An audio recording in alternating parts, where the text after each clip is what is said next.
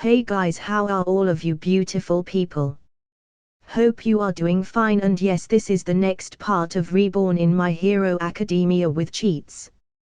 Where a man is reborn in the world of My Hero Academia and forced to bear the burdens of his predecessors. Thankfully he has a solid quirk and an enchanted gift to see him through. Watch as he nukes the world timeline down the shitter and dominates his Hero Academia. Hope you like the video. Let's start. After Aizawa-sensei left, I took Eri, Emiko and Haruto out to the mall, and got him incorporated with AFO, in the bathrooms, while they played. Next I called Deku, asking him to meet me in the mall's parking lot. Finally, it was time to get one for all. While we waited, I wiped out the negative effects of AFO from Haruto. Once Deku arrived, I pulled him into a corner, putting him in a trance. "Give Haruto your quirk," I commanded, and he pulled out a singular hair brimming with energy, and handed it to Haruto. As soon as Haruto was about to take it, 7 wills clashed against my trance program as one, attempting to break it. "Yes, there you are, you fucking freeloaders. Today's the day you die." I bombarded them with fiery trance, ripping them apart, one by one, burning their existence away, until no more consciousness other than Deku's remained. Then, with a super digestion and quirk duplication, I handed Deku a strength enhancer quirk with roughly a fourth of the power of OFA. Then I took an injection of Haruto's blood, gaining all the powers, without the backlash. That should do. Breaking him out of the trance, I slapped him awake. "Deku. Deku. You listening?" I asked. Yeah, Haru-chan. You were saying He racked his brains over trying to remember. I put my hands across and humphed. "So you weren't paying attention at all, huh?" No. Of course not, Haru-chan. I'd never. He sputtered nervously. Really? What was I talking about? I teased. Deku fumbled nervously, trying to recall our non-existent conversation as I looked on in amusement. Oh boy. Gaslighting is so much fun. Especially with innocent and naive people like Deku. Maybe I should. Fuck. A searing headache hit me. Gamer's mind. Was something mind controlling me? Or was the emotional level getting too high? Wait, no. The emotional level was barely at mild amusement. That means. I looked inward, checking my consciousness. No. Nope. Ill. Nothing in here. Then what was causing the program to be in high alert? I used Laplace Jr. and found out the answer. It was me. I was becoming corrupted by my power and experiencing a drastic shift in personality, leering dangerously into psychopathy and sociopathy. That's so easy to solve. I quickly wrote a trance patch to the gamer's mind, solving the problem. No more psychopathic episodes or power trips now. Back to Deku, he just sighed and admitted that he wasn't paying attention. I figured as much. I exclaimed. I said I was going to propose to Emiko, and I'll need your help in setting it up. You in? I asked. Ooh. Finally. I'm so happy for you. He cried out cheerfully, hugging me with a crushing strength. KGH. Yeah, just. I replied, breaking out of his bear hug. The next day, I moved into the dorms, taking Emiko along for help, on her insistence. As expected, all according to plan. Yesterday, after meeting with Deku, I secretly bought and secreted away a beautiful diamond ring, with specks of lapis and ruby adorning its sides, taking the form of a flower. a custom order I had put in a week earlier. As we finished moving the stuff in, the class gathered to see what my room looked like. It looks surprisingly homely. Eureka commented. Yeah, like your cool uncle's man cave. Mina replied. I guess having a girlfriend does make it better, huh? Kaminari said, looking at Gyro. And that fully stocked fridge. It's like a manly paradise. Kirishima said. Yeah. And all those bottles of spicy sauces were super neat too. Yoi really like spicy food, huh? Zero asked. Not as much as you like Asian decor, Zero. I replied, zorzing Zero to chip up. You noticed, huh? How was it? He asked. Nice. Really themey. I answered. Is that a guitar? Takoyami asked. Oh, you play the guitar? Gyro asked, pointing to the guitar case by the bed. Yeah. You like playing the guitar too, don't you? I saw you move in some cases into your room earlier. I replied. No, I mean yes, but it's just a hobby. It's not worth mentioning. What do you mean not worth mentioning? It's an excellent hobby to have. Right, Kaminari? Yeah. I couldn't play an instrument for the life of me. It's super cool. He said, as Gyro's face lit up with a blush. He. Playing matchmaker can be fun too sometimes. And these idiots need to get together Ariadi. Dirajua. Minta muttered under his breath, biting his lips so hard blood gushed through. Soon the others got the idea of touring everyone's rooms and a competition blossomed out of it to determine whose room was the best. Naturally the winner was Sato, for his chiffon cake. Hell, even I voted for him. The cake was fucking delicious.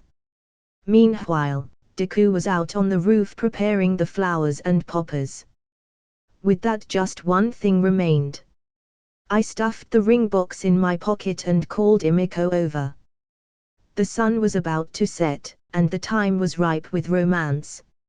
Imiko. Wanna come to the roof? The sunsets from UA High's hills are to kill for. I asked, as Imiko eyed me suspiciously. Haru Shikimori. What are you planning? She asked mousily. Nothing. Nothing at all. Can't I just want to watch the sunset with my dear girlfriend sometimes? I replied, acting hurt. Yeah, no. That's so unlike you. I'd easier believe you were planning to throw me off the roof than to spend romantic evenings with me. Imiko said. Ugh. I clutched my chest. I'm hurt by your lack of faith in me. Am I that bad of a boyfriend? I asked. We've been dating for over 6 months now and we've had 4 dates, 3 of which were with the kids and 2 on whom you slipped off to save people or fight Stain. Imiko fired back with a lethal shot. Then let me remedy that today, with a grand romantic evening today. Come, let's go. I said, extending her a hand. She grabbed it, staring at me, still suspicious of my intentions. As we came to the roof door, I placed my hands on her eyes, as she eeped cutely. What's this? She asked, grabbing my hands. Don't struggle. Just trust me on this, will you? I said, opening the door as the faint fragrance of a florist's worth of flowers flooded in. Ooh. Something smells nice. Imiko commented as we made it to the little garden Deku had made earlier. Standing to the side, Deku switched on the camcorder, and gave me a thumbs up as the rest of the class climbed up to see what was happening. The sun was beginning to set over the horizon and the sky was painted a majestic red-purple, as I took of my hands and let Imiko stare in bewilderment at the impromptu garden around her, before she noticed the sunset, in all its glory, fainting illuminating the roof, its sunlight aglaze on the flowers. I pulled out the box and got on one knee as Imiko began to squeal adorably. Yes. Yes uses uses. She shouted even before I opened the box. At least let me open the box, Imiko. I cried. Yes, yes, go ahead. She said, hopping in place like bunny. I opened the box, revealing the dazzling ring. Imiko, love of my life, will you marry me? I asked. Yes. Yes. 1,000 times yes. She said, jumping on me, delivering an unexpected but much appreciated French kiss, to the applause of my classmates and Eri and Haruto.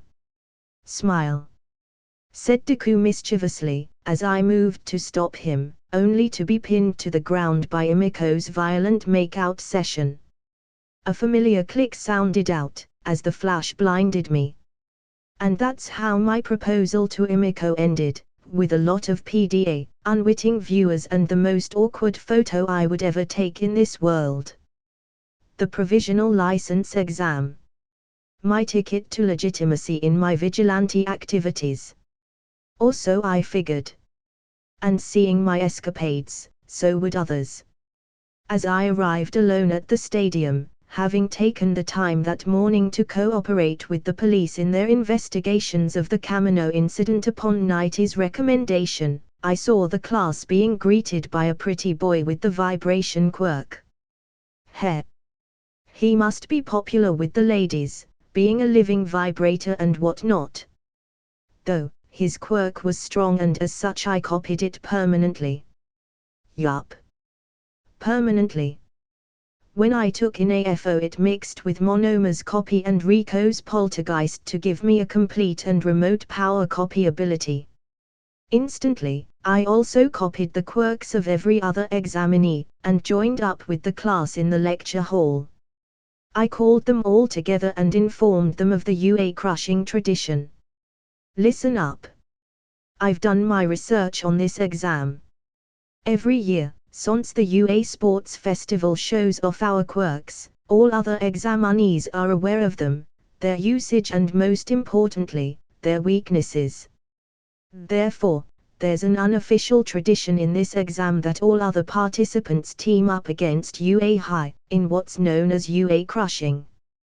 That's so unfair. Minor whined. Yeah. How are we supposed to fight them all off? Minter asked, clattering like clam. That's the neat part, you don't. At least if you follow my instructions, then I'll get us through the exams easy as pie.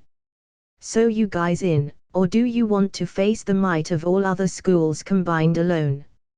I asked. I'm in. Deku said. Yup. Zero replied. No way, I'm opting PF, such a good deal. Kaminari added as the others nodded in agreement and muttered affirmations. All right then. What we'll do is, I began to explain when a sharp mic tuning noise ripped through the room. Sorry about that. A tired zombie-looking man said, adjusting his mic. Well, then, let's do this provisional license thing. He yawned before continuing. I'm Mera from the Hero Public Safety Commission. The kind of sleep I like is non-REM sleep. Nice to meet you. He was almost dozing off. Man, these HPSC guys are really overworked. If they weren't such pro-crime nutyobes, I might have even felt bad for them. I have been so busy lately that I haven't gotten much sleep, we're too short-staffed, I'm so sleepy. Mera cried. With that conviction, I'll give you the orientation. About the content of the provisional license thing. Frankly, all 1,540 examines here will have to win through a free-for-all exercise. Our society is currently said to be saturated with heroes, and ever since Stain's movement gained momentum, doubts have been cast on the current state of heroes. Heroes should not receive compensation, and only those who sacrifice themselves for the sake of others should get to be called heroes, among other stupid opinions are being thrown around. Now as a private citizen, no matter the motivation, to tell someone to risk their lives for others and not seek a reward it's the ruthless story of these times we live in. He yawned. Anyways, whether it's for compensation or loyalty or whatever other reason, the result of many people working hard to defeat villains is that the time to resolve problems has become so short it'd make you sick. You are all about to receive your provisional licenses and throw yourself into these rapids, and those who aren't tough enough will likely never make it. Accordingly, you'll be tested in this aspect. The first 100 students to fulfill the requirements will pass on to the next test. That's that with the luck and whatnot. You already know this, so let's get on with it. He added, drooping and swerving as he stood up. Each contestant will have 3 targets and 6 balls to throw at those of others. Put the targets on any exposed area, it doesn't matter where. Just not on the soles of your feet or your armpits. With the 6 balls, hit the targets. They'll light up. He said, demonstrating it with the ball and target in his hand. If all 3 of your targets light up, then you're out. The person who lights you or your last target gets to count it as their victory. Defeat 2 people to pass. That's all. He said, pressing the button on the desk as the walls began to slip off with a jarring buzz, revealing the stadium. This is so bloody inefficient. Could have just used a fucking door. Could have built this room in the corner like a sane fucking person, rather than the goddamn middle of a fucking stadium, ruining its use for all practical purposes. I swear these people have too much money to waste on these crazy hack job schemes. Their budget needs some very generous cutting. What a waste of taxpayer dollars or yen in this case. The staff handed out the targets and balls to the participants as a 1-minute countdown started. I turned to Momo. Momo, can you make 2 discs of metal, about the size of my forearm? Yes. Here. She replied, creating them. Eureka, use your quirk on these 2. Everyone else gather close. We'll be done in a jiffy. I explained. As the counter hit 0, all the teams turned to us and I threw the 2 discs on either end of the stadium as high as I could before projecting eyes on them, binding all participants of the exam. Now go and take 2 targets each. Don't be greedy and play nice. I'm looking at you, Bakugo. Behave yourself. We're representing UA here after all. Don't drag the rest of the class's rep through the mud with your potty mouth. I ordered. One by one, all the UA students passed, before I got to the culling. Alone, I disqualified the nearly over 1,400 students, including those from Shiketsu and especially the pretty boy Vibrator, before I got bored and entered the qualifiers room. What can I say? I'm petty about the pretty. This is unprecedented. And I somehow feel that this should be against the rules. But I'm too sleepy to do anything about it. So I'll let it slide. Mera commented over the mic as the rest of the students got out of my bindings and began to compete amongst each other. By the time 100 people passed, it was some of the weakest competition we had, which all but guaranteed that all UA students would pass.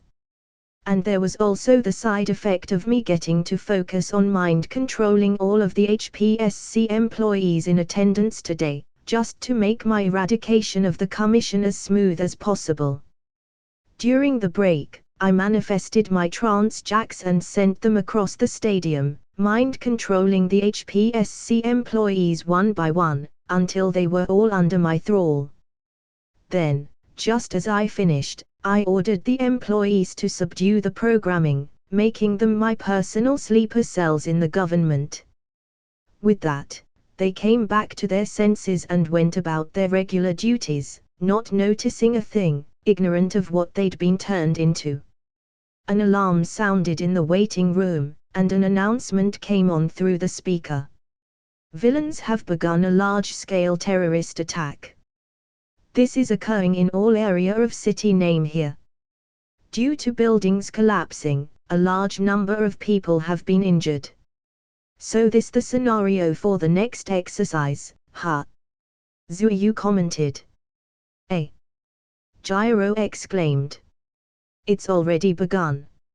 I explained. The announcer continued. Due to heavily damaged roads, the first batch of rescue workers have been delayed. The roof began to open up, as the wall fell apart. So this one opens up too, huh? I'm definitely slashing their next year's budget when I take over the government. Until they arrive, the heroes in the area will lead the rescue efforts. Save as many lives as you can. Well then. Start. Everyone dashed out immediately as I led the class to the corner of the stadium opposite to where Gang Orca would bust out. Zero, Kirishima, Sato, clear an area, 15 by 15 meters, for laying the injured. Momo, help out here with blankets and medical supplies. Zero, after you're done flattening the area, you and Momo should create a tape barrier around the whole area, just in case the villains attack. The two of you stay and help here. Same goes for you, Kaminari. I ordered. Aye, Captain. Zero said. All right, let's do this. Kirishima replied, hyped, as Kaminari mirrored him. Momo and Sato simply nodded as I turned to the rest of them. Gyro, Eureka, Mina and Deku. Take the western quadrant. Koda, Tokoyami, Shuji, east. Shoto, Minta, Aoyama, and Taida take south. Me, Zuyu, or Gyro, will take north. Bakugo, fuck off and do what you want. It's not like you're gonna work with anyone anyways. And remember to use only positive language. These people are hurt and worried. It's our job to exercise authority here and assure them that everything's going to be fine. Why? Because we are her. Alright, let's do this. Plus ultra. I said, pumping up my fist. Plus ultra. The class chimed in as we took to our respective parts of the stadium and began the rescue of civilian targets. Then, 10 minutes into the rescue, the northeastern wall blew out, as Gang Orca and his goons walked out. Rescuing and fighting. Can you do both at the same time? He shouted, giving the stadium a once-over with a grim expression, only to find himself and his team frozen in place with golden bands surrounding them. What? He exclaimed. Be good little boys and stay in the corner while we do the cleaning up, will you? I taunted, as they struggled in vain. This was a really poorly thought-out test. What were the people at the HPSC thinking? With that monster around, no villains are going to win. One of the goons whined. Don't call him a monster.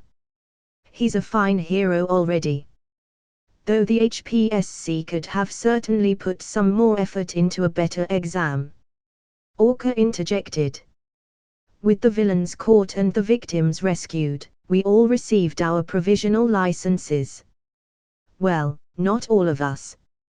A certain Explode Chihuahua didn't get his license for being inconsiderate, rude, rough-housing the victims and general unpleasantness.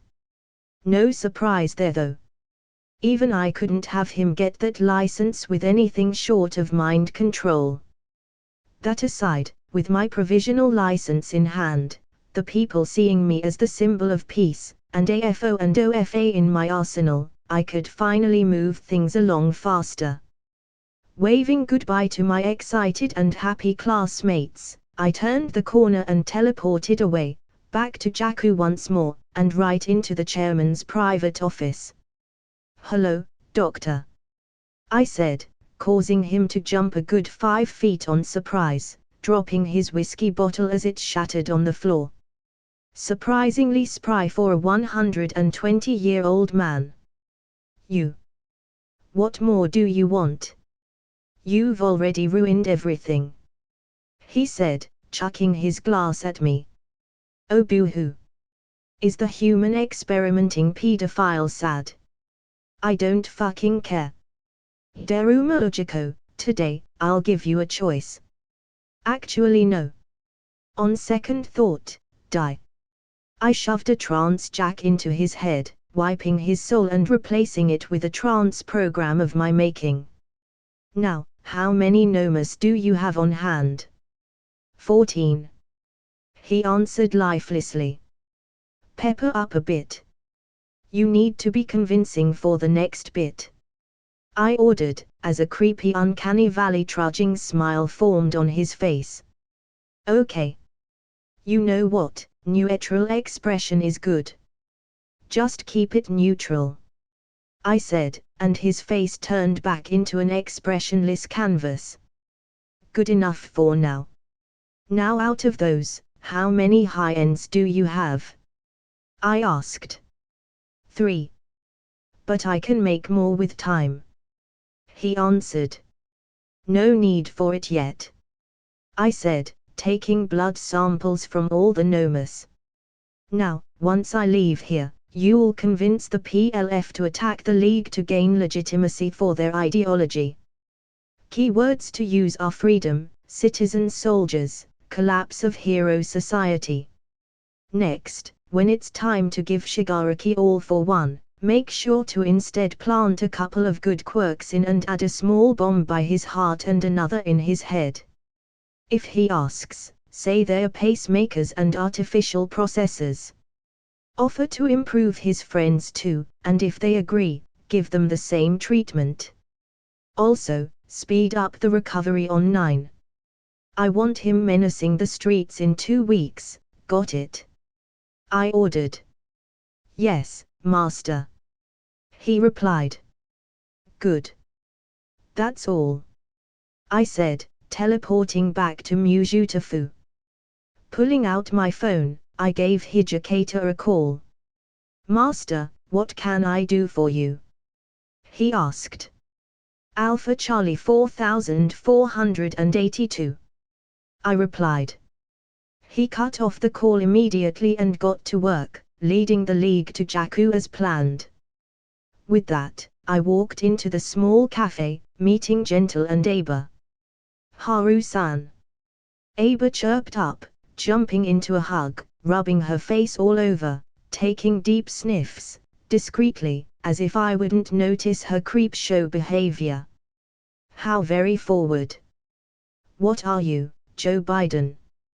Grabbing her by the shoulders, I moved her to a nearby seat by Gentle and sat down opposite the two of them. "How did you two like my little gift after the heist?" I asked. "Very much so," Gentle answered. "Crime does pay, and well too at that. He, don't get too ahead of yourself now. Our next job will have your face pasted on the front page of every newspaper, TV show and billboard, Gentle." "Ooh. What are we doing next, Sensei?" he asked, expectantly. "We're blowing up the HPSC and all associated enterprises.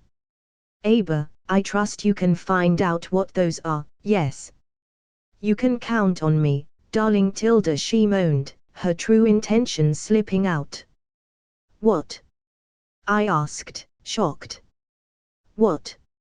she muttered, acting all innocent. Fine. I'll ignore that for now.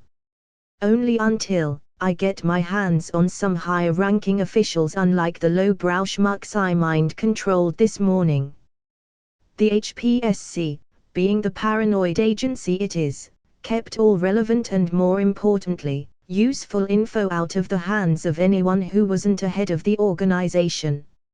Everything was on a need-to-know basis in there. So I needed to get my hooks into one of the branch heads at least. And afterwards, Aber is going to get a very stern talking to, for being a very naughty girl. It's time to blow this jig up. And I'm dead tired of holding back. Come next day, I dialed up the HPSC staff and got them to propone the Independent Hero Work Program, setting Class 1AM on a straight path to the confrontation with 9, a whole 3 months in advance of canon. Well, then again, something had to take the place of the Shihasakai raid arc, eh? And so we went, straight to the remote island town of Nabu, where the heroes had retired early upon some convincing from the HPSC. La Brava, on the other hand, delivered to me all locations, hidden or otherwise, of the HPSC, along with, to my great surprise, the hidden files from their secure servers in the HPSC headquarters.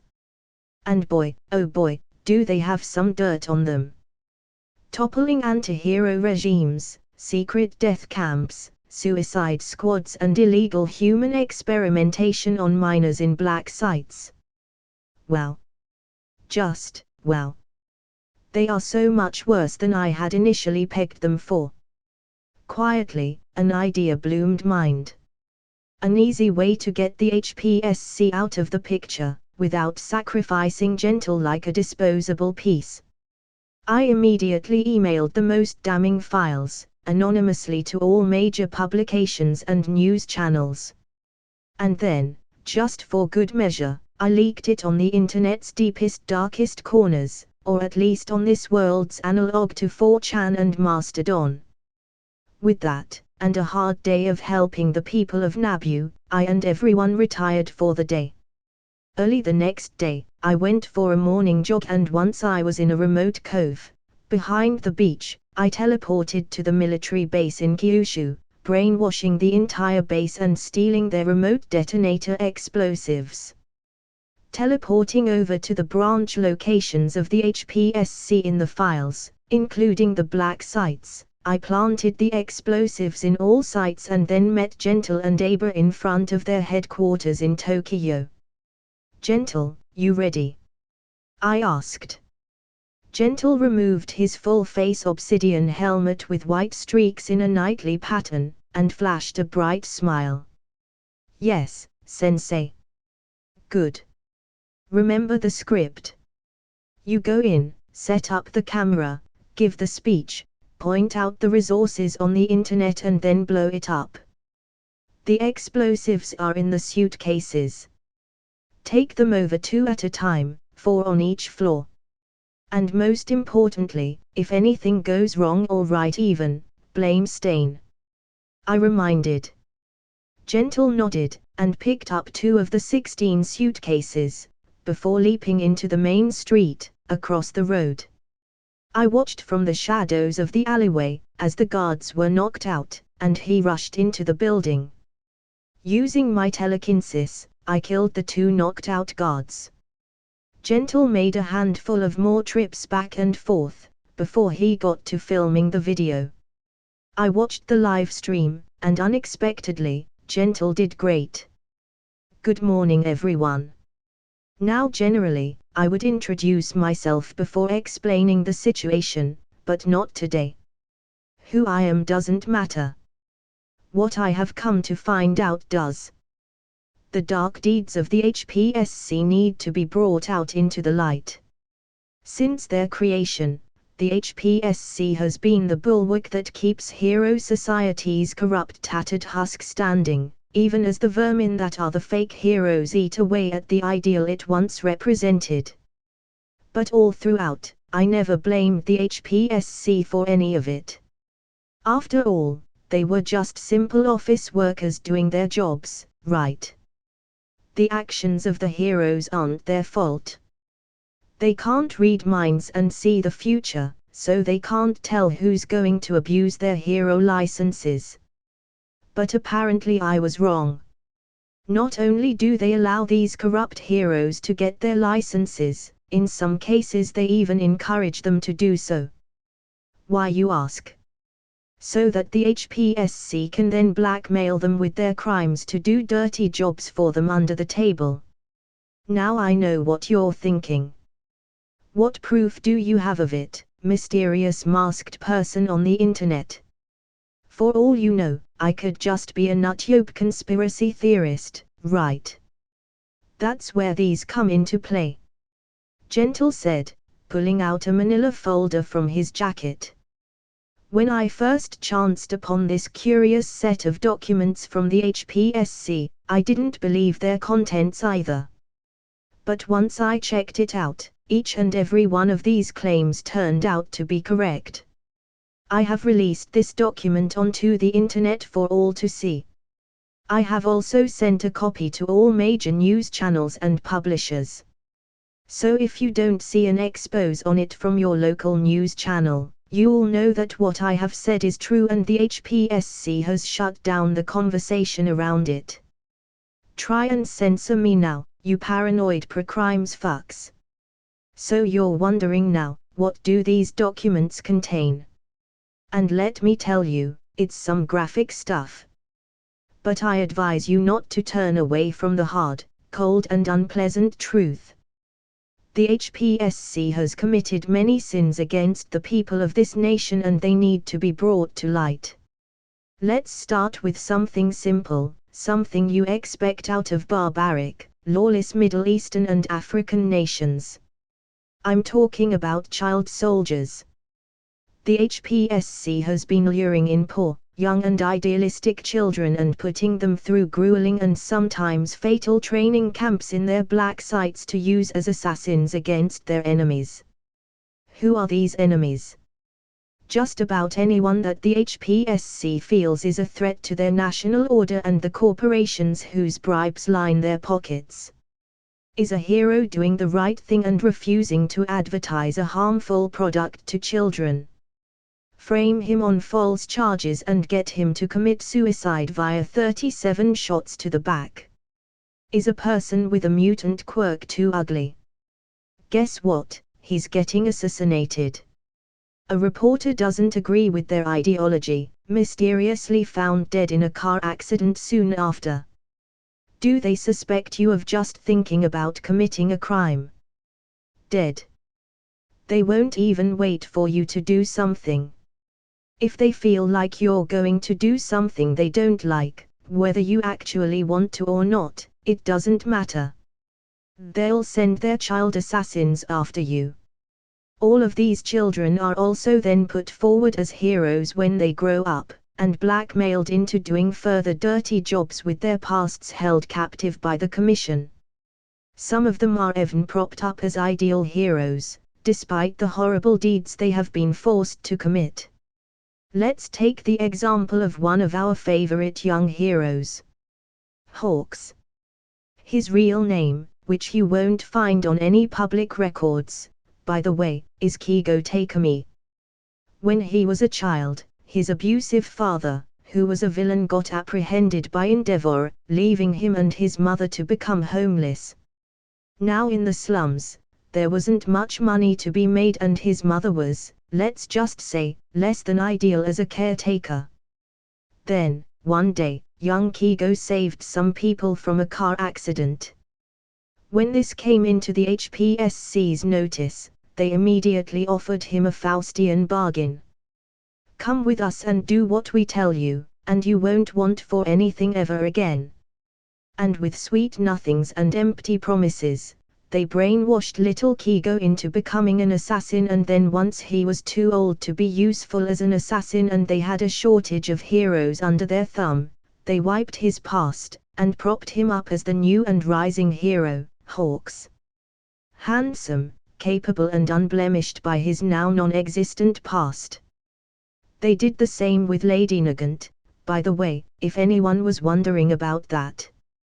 When she was a young idealistic schoolgirl, they filled her head with propaganda and convinced her that killing whoever they told her to was her helping society because it was for the greater good.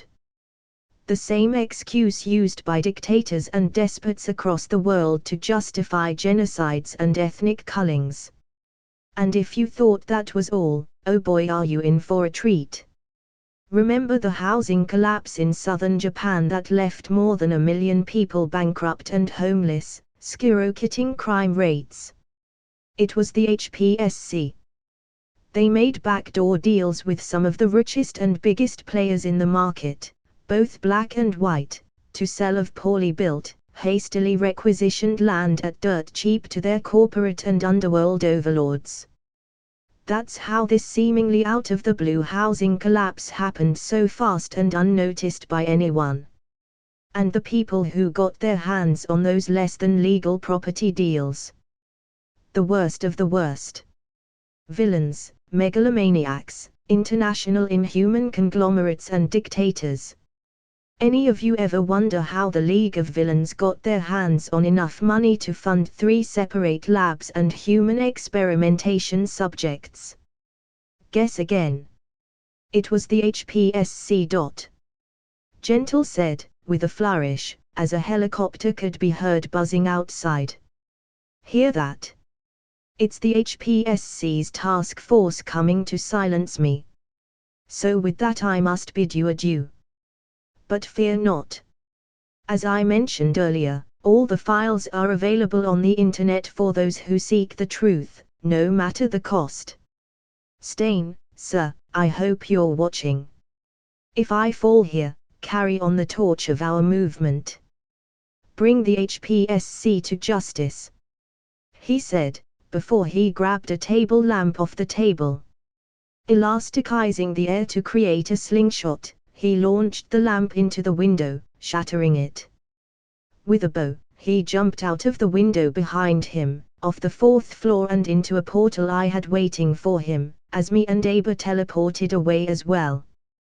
Behind us, the headquarters blew up in a mushroom of smoke that could be seen across the city. The windows shattered and molten glass flew throughout the block like shrapnel, shredding through parked cars and mailboxes. The building slumped upon itself, as the supports gave way, like poorly baked cake, with an very moist air pocket within. Across the nation, the HPSC received a crippling and near-fatal blow to their operations in one fell swoop. And with that, I had taken out 2 of the most worrisome groups in the short term. Now, Stain's movement and the HPSC would come to a head and tear each other to pieces, and my crew could take our pick at the juiciest bits of their conceptual corpses. Next, I returned to Nabu Island and got back on track. The good doctor had informed me that 9 would be arriving here today, around 5 p.m. in the evening. And now, with the attack on the HPSC, no one would even hear about 9's attack on Nabu. Especially so, because I would stop him before he could do anything about his regrettable affliction. As I returned to the town center and got ready for a bath as Deku walked over sleepily, and began his own morning workout, with Eureka ogling him from the kitchen, sipping on her morning coffee. Get a room already, you dolts. Exiting the bath, I put on my hero uniform, sung the long coat and restraining tape, and took a seat by the call desk, playing a mobile clicker game. No calls yet, eh, Haru-chan? Deku asked. Nah. But then again, this is an idyllic small-town paradise complete with a small woods and beach biome. Not a lot of problems on the daily here. I said. Yeah. It'd be so nice to settle down as a hero here. Eureka added. Aha. I'd probably be bored out of my mind. Nothing exciting about it. Mina whined. Yeah. Besides, heroes are needed more in the busier places. We can do more good in the cities. Sato replied. I suppose so. Deku said, pouring himself a bowl of cereal. Ari. You guys are up so early. Kaminari said, stretching as he came out of the bedroom. It's already 8 a.m. You're up late. Taida said, exiting the bath. Taida, did you just come out of the women's bath? I asked, pointing at the sign on the door. No, I came out of the He turned to look at the sign behind him, before blushed a deep red and bowing furiously in apology. I'm so sorry. I was sleep and dull after the workout and didn't notice it. I'll never make that mistake again, I promise. He exclaimed, nearly hitting his head on his knees. Yeah, we get it. It's fine. Eureka said. But you can buy us juice from the vending machine outside if you want us to keep quiet about it. Mina replied. Mina. Eureka protested. No. No. I'll get you some juice right away. Tida said, and rushed out to the machine. Suddenly, a phone began to ring. Picking it up, I answered. Nabu Island Hero Office. How may I help you? I need some help building my shed, can you spare somebody? 2 people should do. An old woman said on the other end. Sure. We'll be over right away. I said. Turning to Deku, I asked. Deku, you up for building a shed? Sure. Just give me a minute. I'll change. He said, as he ran over to his bedroom to get his hero uniform. We spent the rest of the day over in a corner of the island helping an old widow rebuild her shed that had been downed by a recent storm.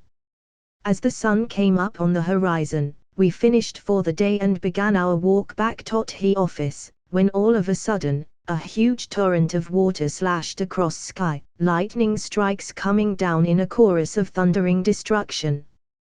Storm clouds gathered upon the island blotting out the sun, announcing the arrival of 9 onto the island. Finally. I was almost tired of waiting. I looked at Deku and he nodded back as we dashed over to the beach. As soon as we arrived, the first thing that was apparent was the sheer destruction 9 had caused in the less than a minute it took for us to get there. The sand on the beach was littered with a smattering of fulgurite, likely from the dozen or so lightning strikes he had felled on it. You'll stop right there, villain. I said, binding him, as he shot lasers out of his fucking eyes at me. Laser eyes. I'm so getting that quirk. Copying all his quirks, and freezing his head in place, I used the enchanted key to form an air barrier in front of his face, stopping any future pew-pew from the eyes, even as Chimera leapt at me. Deku. Handle him, will you? I requested. I'm on it, Haru-chan. He replied with a smile, clashing against overgrown Build-A-Bear, throwing a punch at him. Deku countered, matching the beastman blow for blow, as I stopped the other 2 in place, until with a thundering punch, Chimera sent Deku flying into the Port Authority, bringing down the building with him. Well, fuck. This guy was stronger than I thought. All the better that I now have his quirk, then. From the rubble, Deku emerged carrying the port officials. He looked at the villains and back at the inured citizens, and made a flash judgment. The citizens' lives were more important. He leapt away to safety, getting them back to the town hall. Haru-chan. I'll take them to the town hall. Can you deal with the villains please? He shouted. Sure. I replied, turning back to the crew. I froze Chimera in place, when all of a sudden, I spotted a smirk on 9's face. Zap! A lightning strike hit me, point blank, turning the ground around me into molten glass. Fuck! I screamed, my nerves felt like there was lava flowing through them, burning with a searing pain, as my body was cooked alive from the inside out. I fell to the ground, as auto-regen kicked in. Instantly, I created barrier upon barrier around me, pushing 9 and his crew away, until I was hosted in a veritable air fortress. If I wasn't holding back, I'd have killed these bastards right here, right now. Unfortunately, there were too many witnesses and mind-wiping them wouldn't be the optimal choice here. After all, the police would no doubt conduct an investigation into the incident and I wasn't sure if the residents would give a coherent witness after a mind wipe. I can't risk it. Not now, not here. Not when my plans are just months away from fruition. Seeing their bindings break, 9 gestured the other to leave. Into the forest. We need to get to the boy before they call for reinforcements. Go, spread out. He said. What about him? The woman asked. Leave him. He's not important. Besides, he's out of commission. He won't be threat much longer. 9 answered. I still think we should deal with him here. Chimera replied. We can do that after we find the boy. Now go. We don't have time. Mummy, go to the market. Keeps the heroes busy, distracted. Slice, deal with the citizens in residential zone. Attack that town hall we heard about.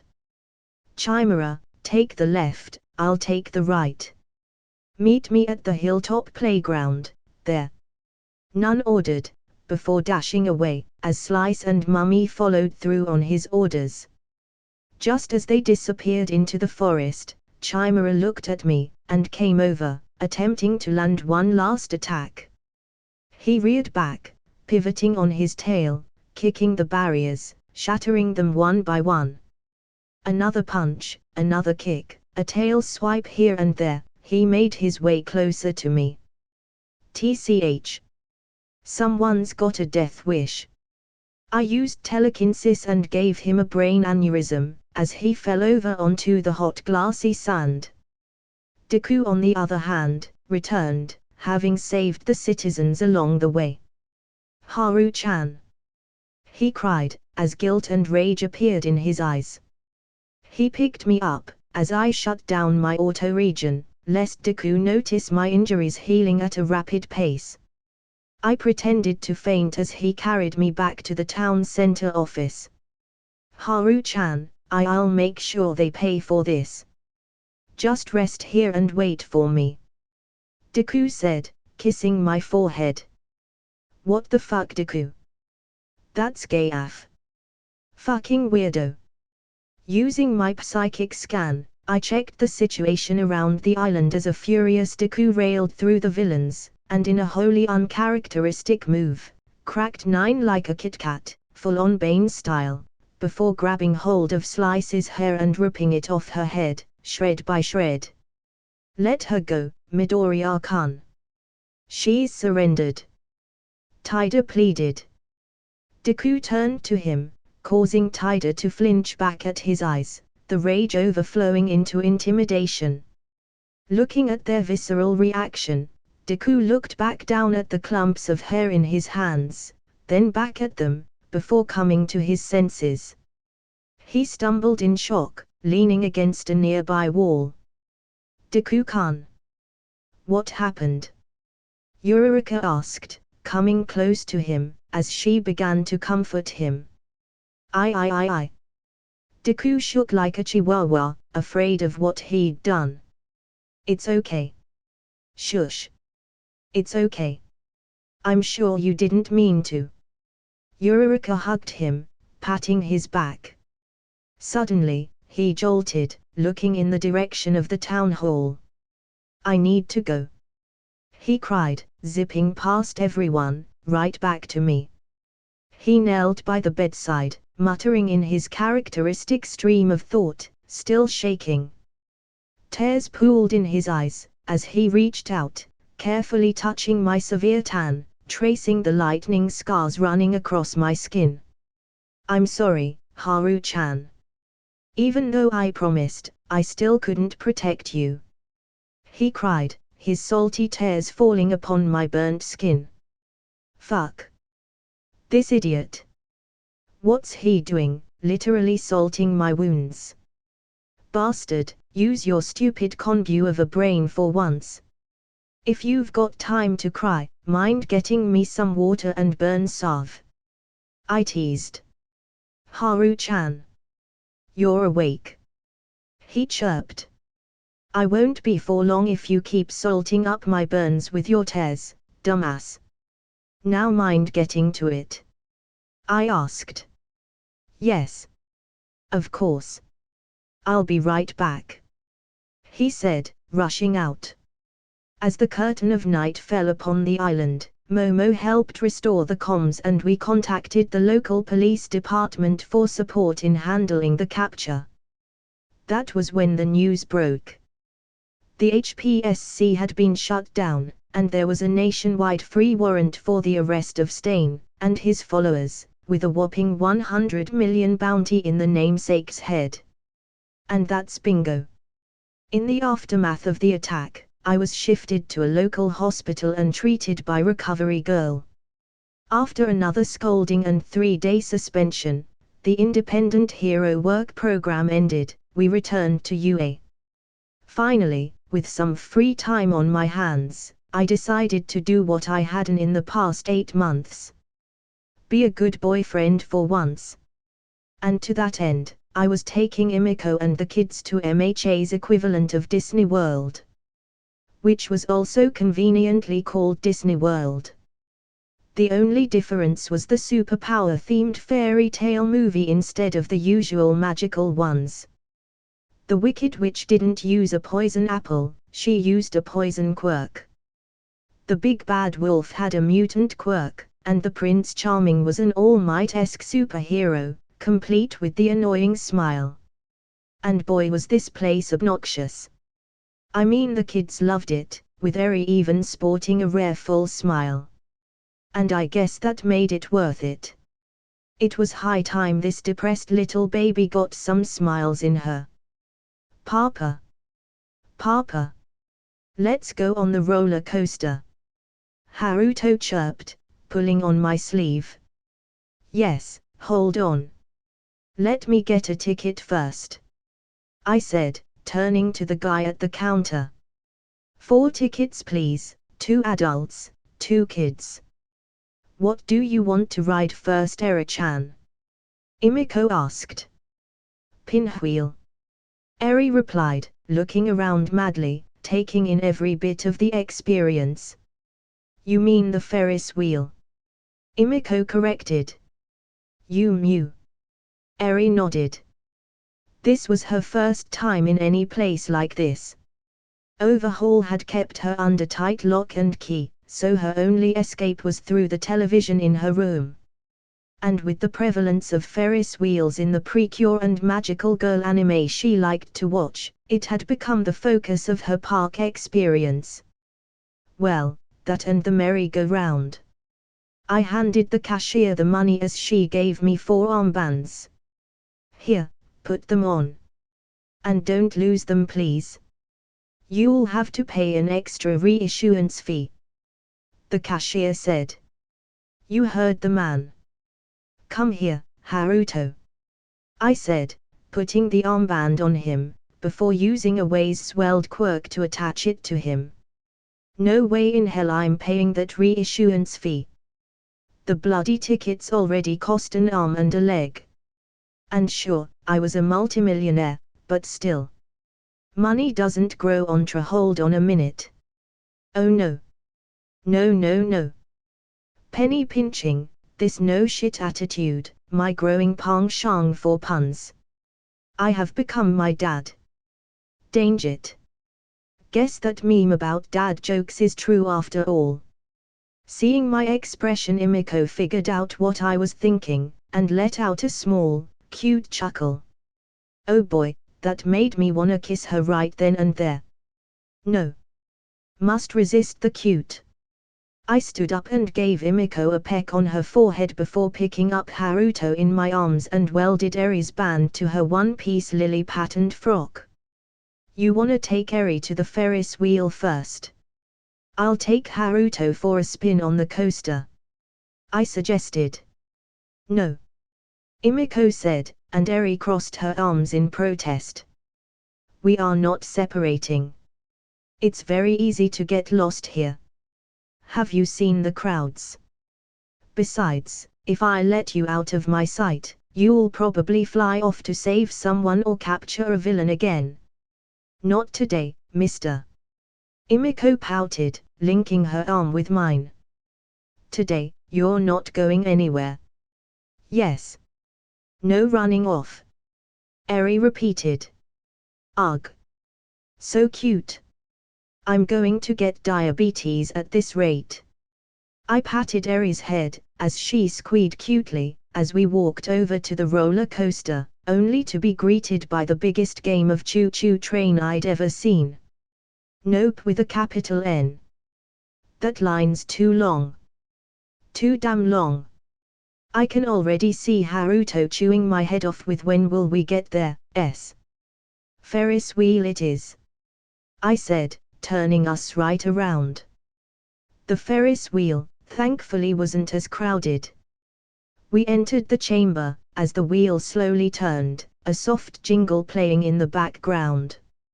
Eri remained glued to the windows, watching the street become more and more distant. Papa, everyone looks so small from here. Haruto said. Like dolls. Eri added, giggling. The view was truly breathtaking though. I mean, I'd seen it while flying over the city, but it's a whole different ball game when you don't have to focus on not falling to your death. The cityscape stretching out beneath us, the insectoid-looking cars scuttling across the city, like blood in its veins, the shiny skyscrapers reaching for the clouds, now like stalactites. It was beautiful.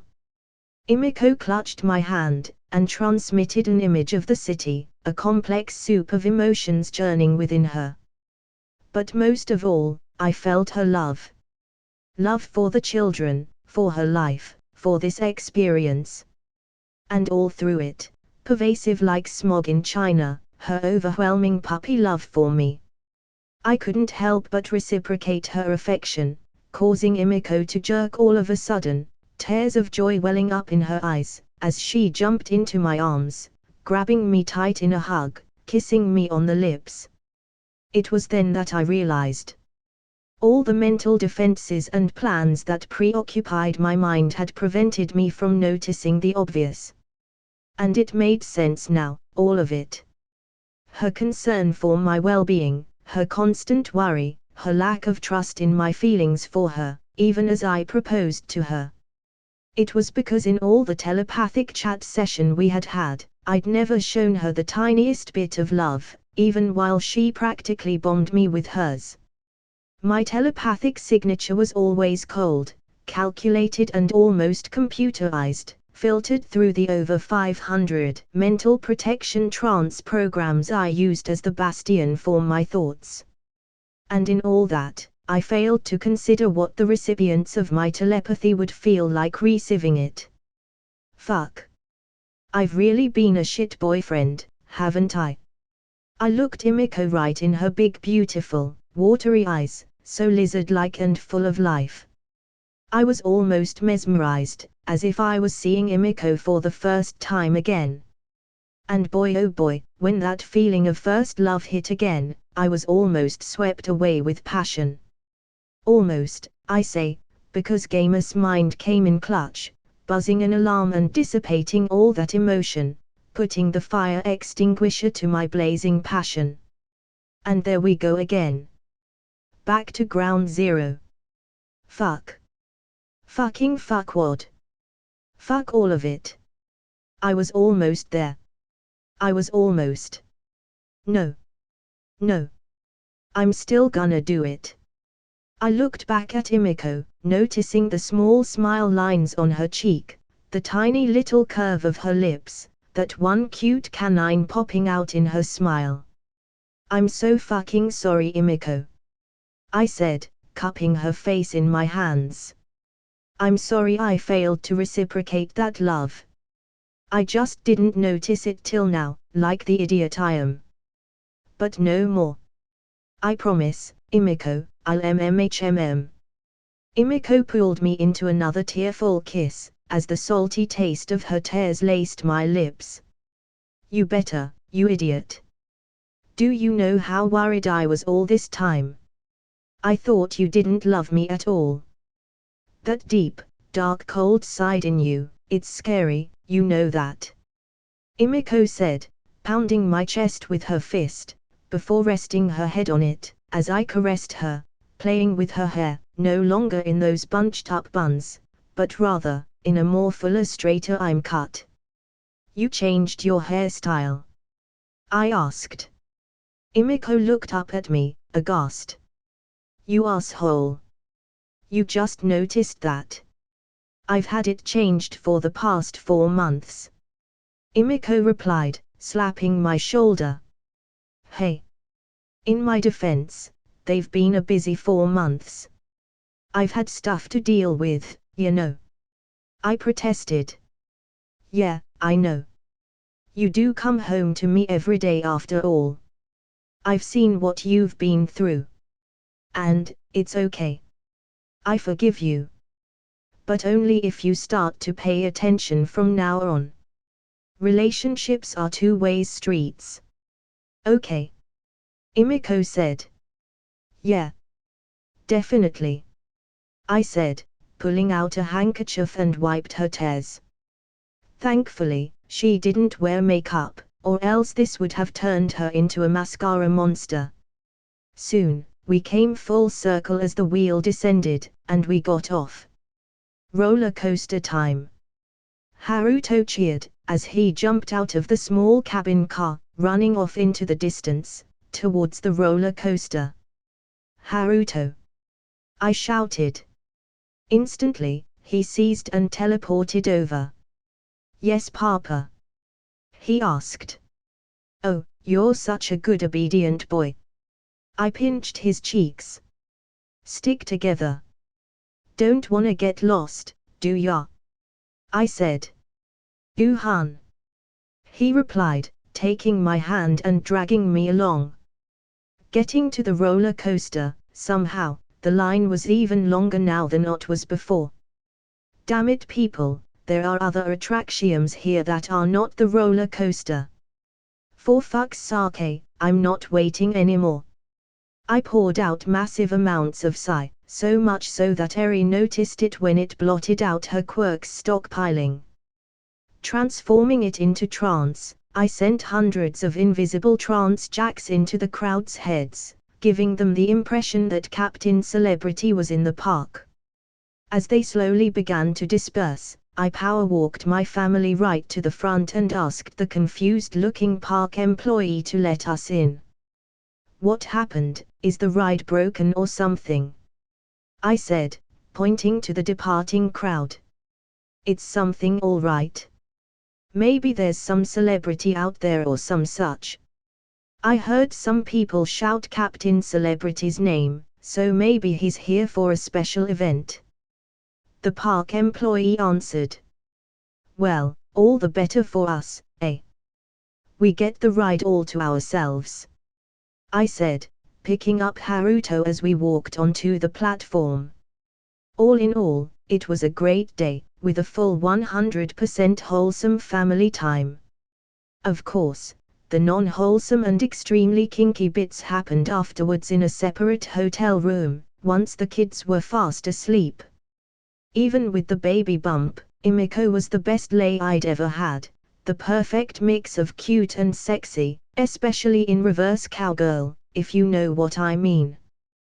But then again, Imiko was the only one I'd done it with, so it wasn't like I had another frame of reference here. Though, that might change in the near future. Giggity. In the underground bunker lab, I set up 10 clone pods active, preparing for a long gestation. In each of them, I inserted complex zipped packets of trance programs that would slowly unravel in their growing consciousness, making their roles, personalities and loyalties preset to my preference. Each of them would form a new pantheon of godkings and queens in the wake of the oncoming collapse. And for that they'd need the most suitable hand-picked quirks. Precisely for that reason, I'd spent the last few days traveling the globe, copying quirks, destroying preventive measures, contingencies and mutually assured destruction protocols, and dismantling secret agencies with carefully placed mind control. Can't have paranoid dipshit politicians turning the world into the picture-perfect nuclear holocaust out of desperation, now can we? In South America, I empowered cartel leaders, and initiated a coup, destabilizing the continent. In the USA, I decayed their entire Pentagon server and file storage, before doing the same at Langley. No more CIA black ops for you. After all, if I left them to their own ends, they'd probably figure out my plans and poison me and my clones to death. Or just nuke us. It wouldn't work on me, of course, but it'd suck to lose a couple of cities to them. And I'm not in the business of losing. With a tweak here, a coup there, the recipe for a perfectly cooked worldwide societal collapse was on the stove, simmering to a delicious climax. With collapse would come anarchy and a new era of villainy. And once anarchy took hold, the people would scream out for a savior, any savior. And just like Napoleon, my new gods would emerge, dictators, yes, but vastly better than the lawless dystopia lingering beyond the edge of the abyss. And with that, in a single month, the whole planet would be handed to me on a silver platter. Grow well, my children. Soon your time in the sun will come.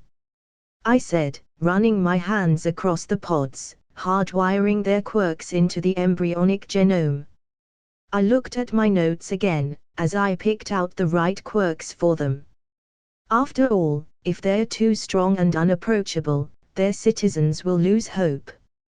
And if modern China and its lying flat movement have taught me something, it's that hopeless citizens are not productive citizens.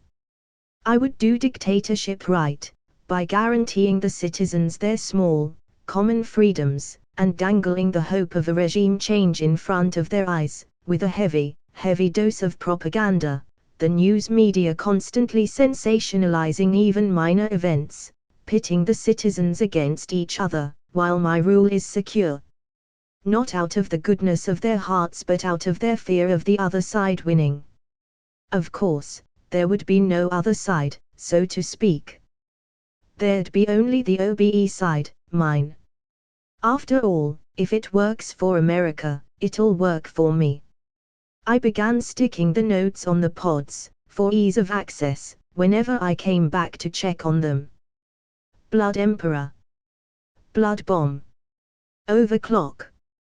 Regeneration. Flight via wings. Dragon scales. Explosion. Foresight. Auranos. Weather manipulation.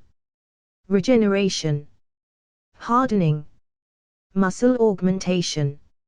Airwalk. Gigantification. Danger sense. Aurivrat. Hellfire. Regeneration. Leap. Solid air. Dark shadow. Lockdown. Cloud. Anansi. Brainwash. Regeneration. Mummification. Spider. Manifest. Confession. Illusion. Mama flora. Arbor. Vines. Clone. Recovery. Earthwave. Telepathy. Beast. Dark delver. Whirlwind. Chimera. Poison gas. Clairvoyance. Chronostasis. Plasma beam. Polygraph. Lazarus. Lizard tail splitter. Engine. Erasure. High spec. Float. Queen bee. Fiber master. Catastrophe. Poltergeist. Eel. Eruption. Permeation. Razor sharp.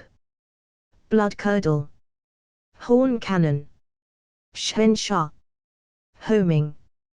Bullet laser. Jet. Invisibility. Sand.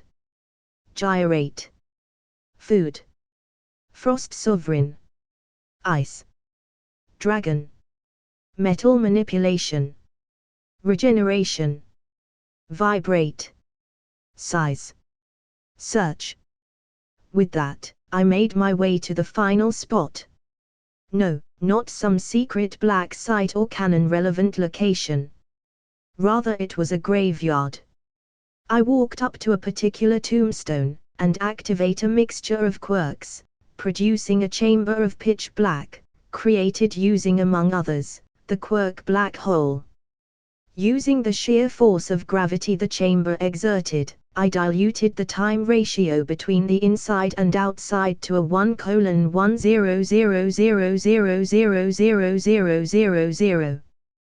Taking a seat, I spent the next 31 years completely mastering all of the quirks now at my disposal, even as my stockpiling quirks evolved further and further beyond their canon limits, evolving into newer, better ones. Finally, I exited, looking not a day older than 16, Allah, psychic immortality. With a thought, I excavated the grave, pulling out a plain but solid wooden coffin, with a Japanese flag and medal on it.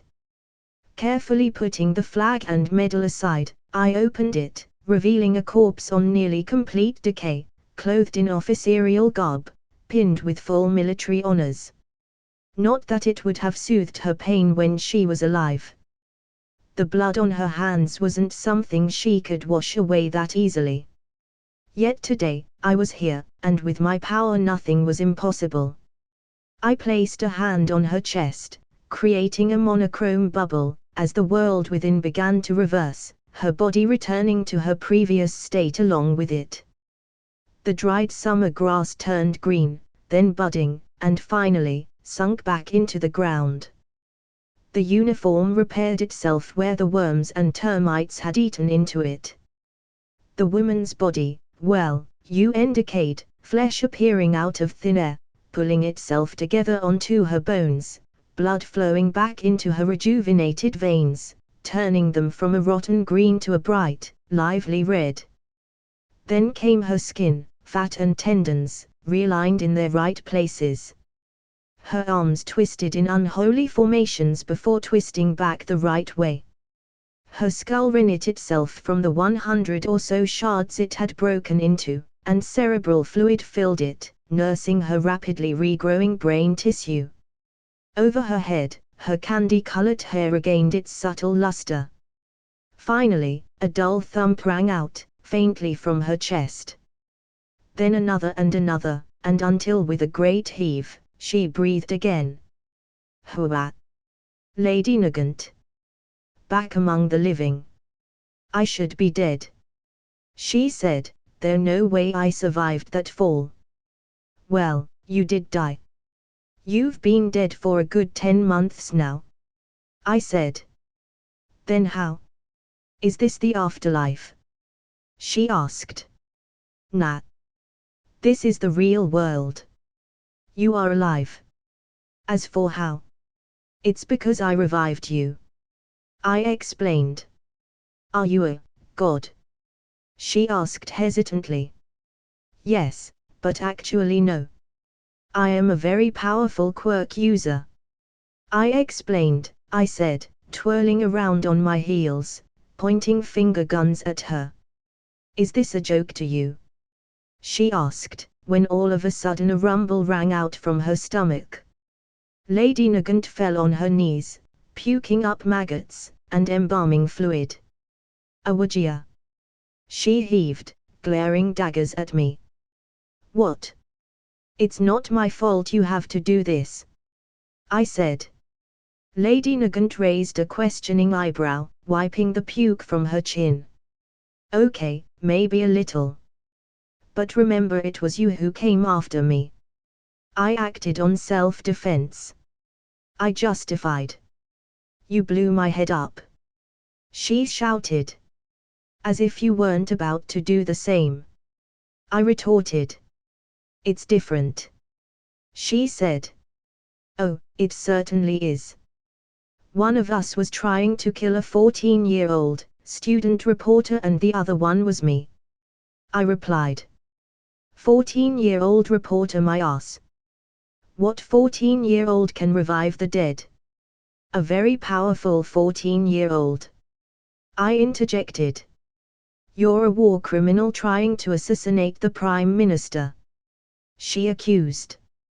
What? Is that what the HPSC told you? I asked, genuinely confused. Wait, what do you mean? She asked, looking at my confusion, as a revelation struck her. No. It can't be. Does that mean all those people? No. I'm not a murderer. She cried, clutching her head. Well, technically, you are a murderer. Remember, you run assassinations for the commission. If anyone here's an assassin, it's you. I replied. Tell me honestly, did you seriously not think of doing any research on the targets they gave you? Were you that much of a blind believer?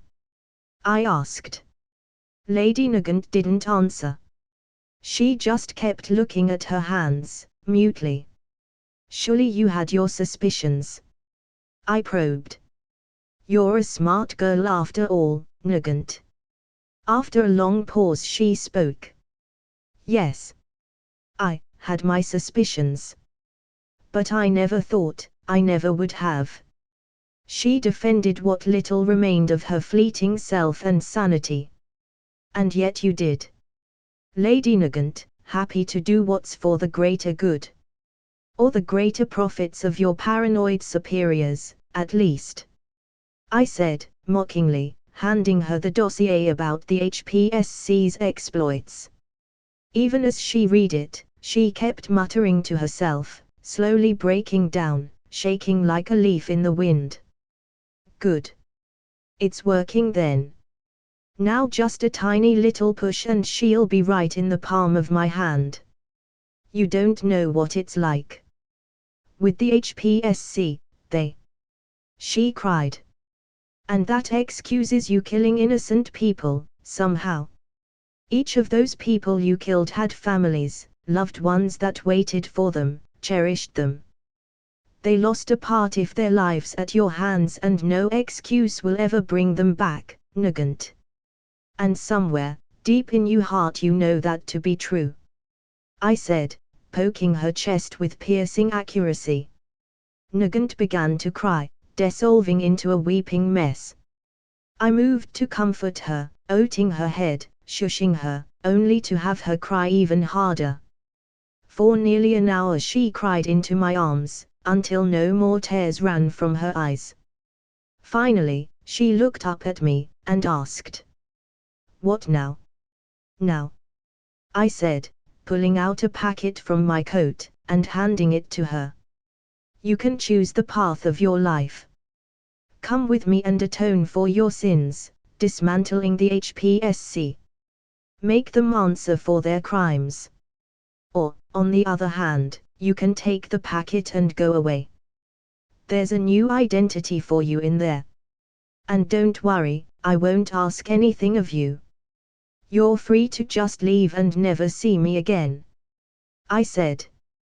But why? Why would you go so far to help me? After all I did, after I tried to kill you? She asked, her voice hoarse, like grated radish. I looked her in the eye and pulled the same old reliable, parting the rain clouds above, gently, as the sunshine illuminated me with a soft glow.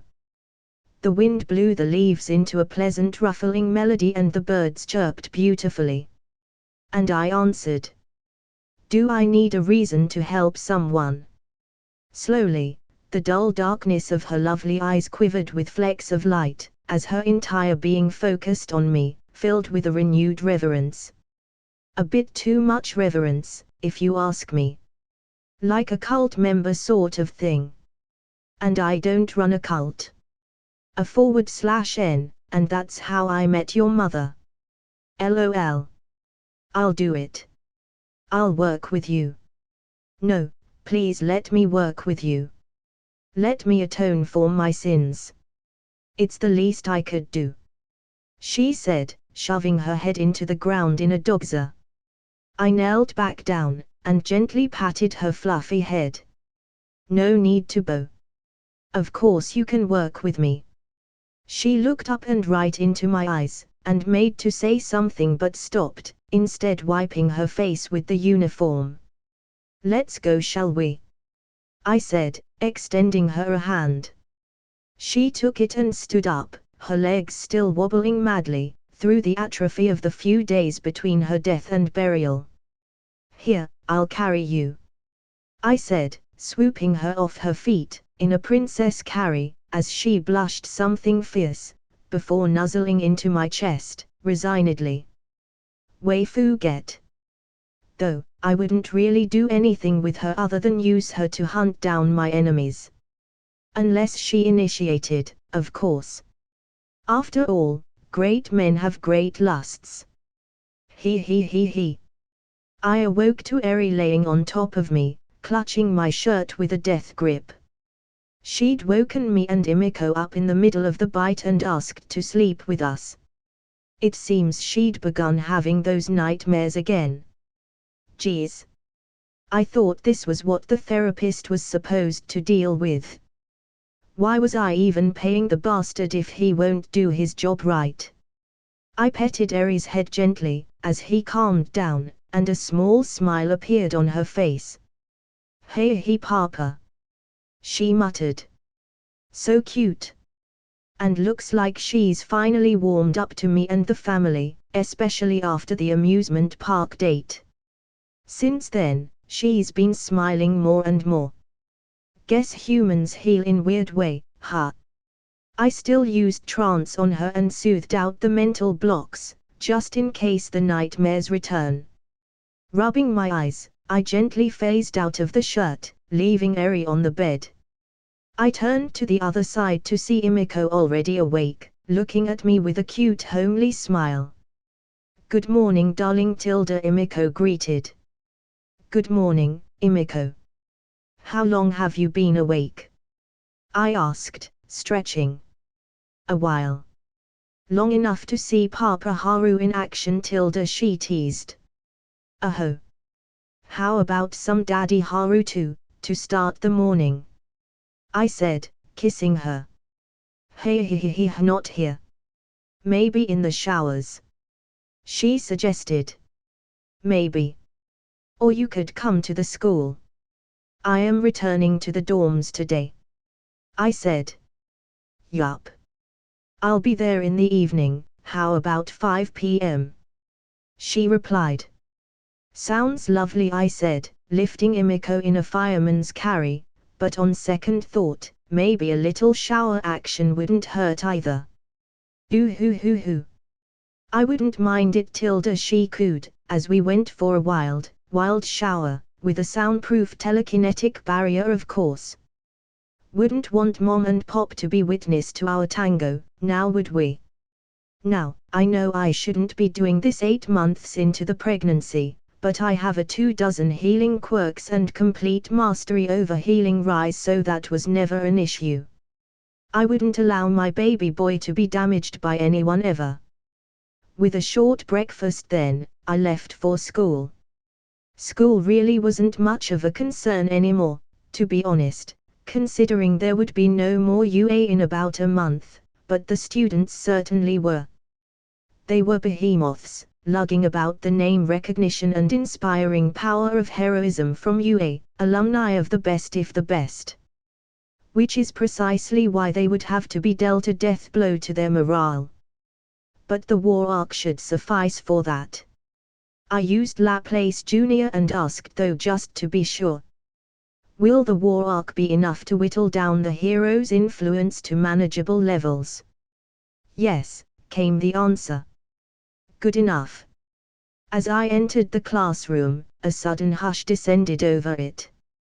Haru-chan, how are you doing now? Deku asked, breaking the silence. Fine and dandy. Never better.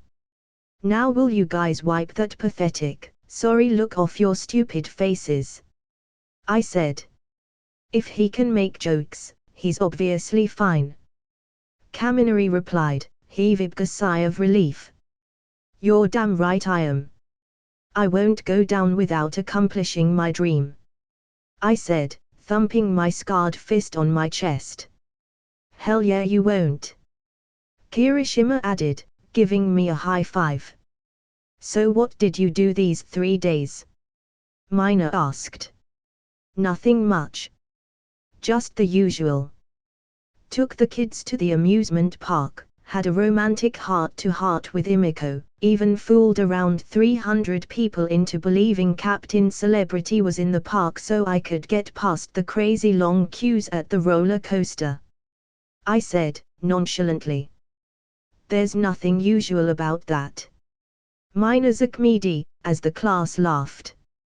Just then the door slid open, revealing a bedraggled Aizawa-sensei, dragging his feet into the room. Behind him came 3 students, one blonde, an airhead with curls and lastly a knockoff Sajuke. The big 3 of UA. Get settled, Aizawa-sensei said, looking worse for wear, likely due to the stunt I pulled with the HPSC. Now that you've completed your independent hero work studies, we can talk about your internships in further detail. And to that end, we have your seniors here to talk about it, since they have first-hand experiences to how your work studies will differ from the internships you've been through. These are the 3 third years who stand at the top of all current UA students. The big 3. How about you guys start by introducing yourselves? Let's begin with Tamaki. We all turned to Tamaki, the Sajuke of the group, who was already glaring at the class, intimidating them. In reality, he's just a very shy guy who has crippling stage fright. He was even shaking ever so slightly, as his eyes defocused and he began to dissociate. Cute. No homo, but that's very cute. Reminds me of Eri when she first met my mother. She behaved exactly like him, hiding behind me, or furniture or curtains, every time someone approached her. After a couple of seconds of glaring at the class, he suddenly turned around and stuck his head onto the wall, muttering, I can't do this. I want to go home already. Me too, buddy. Me too. Especially since I have a delectable snack waiting for me in my room. Oh listen Amajiki, that's called having the heart of a flea. You gotta man up. You're a hero right? The blue-haired airhead mocked. This here is our flea, Amajiki Tamaki. I'm Nejaya Hado. You can call me Nejaya. The blonde one is Togate Mairio. She explained. Yo. Mairio said, before spotting me in the back. Hey. Haru. So you were in this class, huh? How's your wife's pregnancy going? Very fine. Very very fine he. I replied. You better be using condoms like Sir Nighty told you. His predictions are almost never wrong remember. Mairio advised. Yeah. Stop worrying about me and get to the explaining please. I'm dying to know about what this work-study thing is all about, I said, bypassing the barrage of questions Nejaya had peppered the class with in canon. Yes. About that, how about I show you the difference in experience with a more practical demonstration? He said, smiling mischievously. I'll fight all of you at once. That shouldn't it? Before anyone else could react, I answered him. Nope. No way. You'd get your ass beat in seconds. Hell, I could take on all of you here with my hands tied behind my back and win. And it wouldn't prove jack shit. Oh ho ho. That's an interesting proposition. You willing to bet on it? Mairio asked, eyeing the class. Yeah, don't get too arrogant, bastard. Bakugo shouted. Surprisingly though, none of the others voiced any objections. Have I really shown that big a difference between us that they don't even dare fight me? What do you guys think? I asked, addressing them. Yeah, no. We won't win. Not in 1,000 years. Kaminari said. You're just too overpowered. Minta replied. Come on, it'll be fun. I insisted. Haru-chan, I don't think you understand how unbalanced the difference in power is here. It'll be fun for you, but we'll be defeated in seconds. We won't learn anything from it either way. Deku explained. TCH. Spoil sports. I pouted. All right, raise your hands. How many of you are up for it? 7 people's hands rose up. The usual suspects. Shoto, Deku, Bakugo, Taida, and Mina. And then, the unlikely heroes, Gyro and Minta. Minta-kun. Are you sure? Deku asked, shocked. No. I'm scared, so scared. I don't want to get hurt, I don't like to lose. But even more than that, I'm tired of being the weakest guy in class. I passed the same entrance exam you guys did, and yet I'm somehow always the butt of the joke. Even when the League of Villains kidnapped me, all anyone ever talked about was Shoto this, Haru that. He said, clutching his hands, nails digging into his flesh. Even when All Might came to rescue us, do you know what he said? Minta looked up, mimicking All Might. He said I'll take young Shoto back. Not I'll save young Shoto and young Minta. No. Just, Shoto. Minta was now shaking with indignation, as a look of realization flashed on Shoto's face. Haru was right. So was Stain. Heroes are corrupt pieces of shit that can't be trusted. They aren't there to save you if they can't get money or fame for doing so. All Might is the exact same as them, just another fake bastard. Because there was no fame or glory to be gained from saving ugly, ordinary Minta. Not compared to Shoto, son of the number 2 hero and famous pretty boy. So, I wondered, if these fake heroes won't save people like me, who will? That's when I remembered what Haru said to us when we met his son by the gate that day. We have to become the change we want to see in the world. I realized that it had to be me. If I don't do it, no one will. I don't want to be a coward anymore. I will, no. He said, pulling out his provisional hero license, as tears dripped on it. I am a hero. That's very admirable, Minta. I praised, and very brave too. But make no mistake, you are just as worthy of being a hero as the rest of us. And I can't talk about the others, but I have never once looked down on you. I know Haru. You once told me, that with my quirk, I could become one of the top 10 heroes in the country. Do you remember that? He asked. Yes, I do. And I still firmly believe that.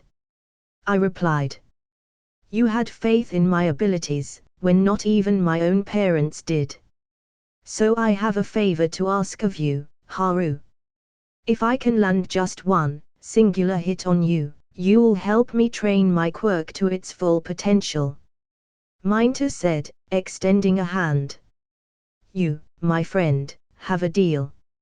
I said, looking him in the eyes, slapping his hand in affirmation. In Gym Gamma, as the others prepared a plan against me, I walked over to Zero. Zero. I said, turning around to with my hands held back in attention, mind tying them up. Wait, you're serious about that? I thought it was a joke. Zero exclaimed. What can I say, I'm a man of my word. I replied, grinning. So astute and principled. That is manly as fuck. Kirishima cried. If you insist. Zero answered, confused, and tied my hands with his tape. With that I walked over to the others. You guys done scheming? If so, let's get on with it. I asked. Yeah, sure Haru-chan. Let's go. Deku replied. You're gonna lose, idiot. Bakugo said. You shouldn't be so arrogant, Haru-san. Taida added. Yes. You'll regret it later, Haru. Mina commented. Yeah. We'll see about that. I said, goading them on. Wait. Tokoyami shouted suddenly, running up to the group. I wanna join too. He said. It's too late for that though. I'm sure they've already planned around their numbers, right Deku? I interjected. Deku looked at him, and thought for a moment. We could use some more muscle. Fine, come along. But do as I say, all right? Deku warned. Yes. Tokoyami replied, before glaring at me. What? Are you still mad about the sports festival? I asked. No. He answered. You are. Damn it Tokoyami, learn to get over it. I said. I'll get over it when I beat you. He replied. What's this about the sports festival? Nejaya asked, ever half-heartedly curious. Nothing. Tokoyami answered, blushing. Ooh. Someone has a crush. That's an exploitable weakness. Tokoyami can be so dumb sometimes, geez. The others took a position opposite me, as Aizawa-sensei rang the whistle. Instantly, Shoto turned the gym into Antarctica, as jagged ice walls covered the entirety of the walls, floor and ceiling. A spout of flame tunneled out of a tiny palm-sized cavern system in the ice cliff, peppering me from all around. In response, I turned the ice shear into an eldritch masterpiece, with eyes in, on and above every visible inch of it, before jumping into the air and climbing through, narrowly avoiding a hit from Mairio. He wasn't so lucky, and got a kick straight to his solar plexus, before being immediately immobilized mid-air, butt naked. Behind me, Taida zoomed up the wall, his recipro burst cranking and melting the ice, simultaneously cooling his exhausts, as his feet sunk into the cliff, leaving deep imprints. He spun in air, just as a wall of ice below me to the right exploded into fine mist, clouding my vision, and cracking sounds rang out to my left.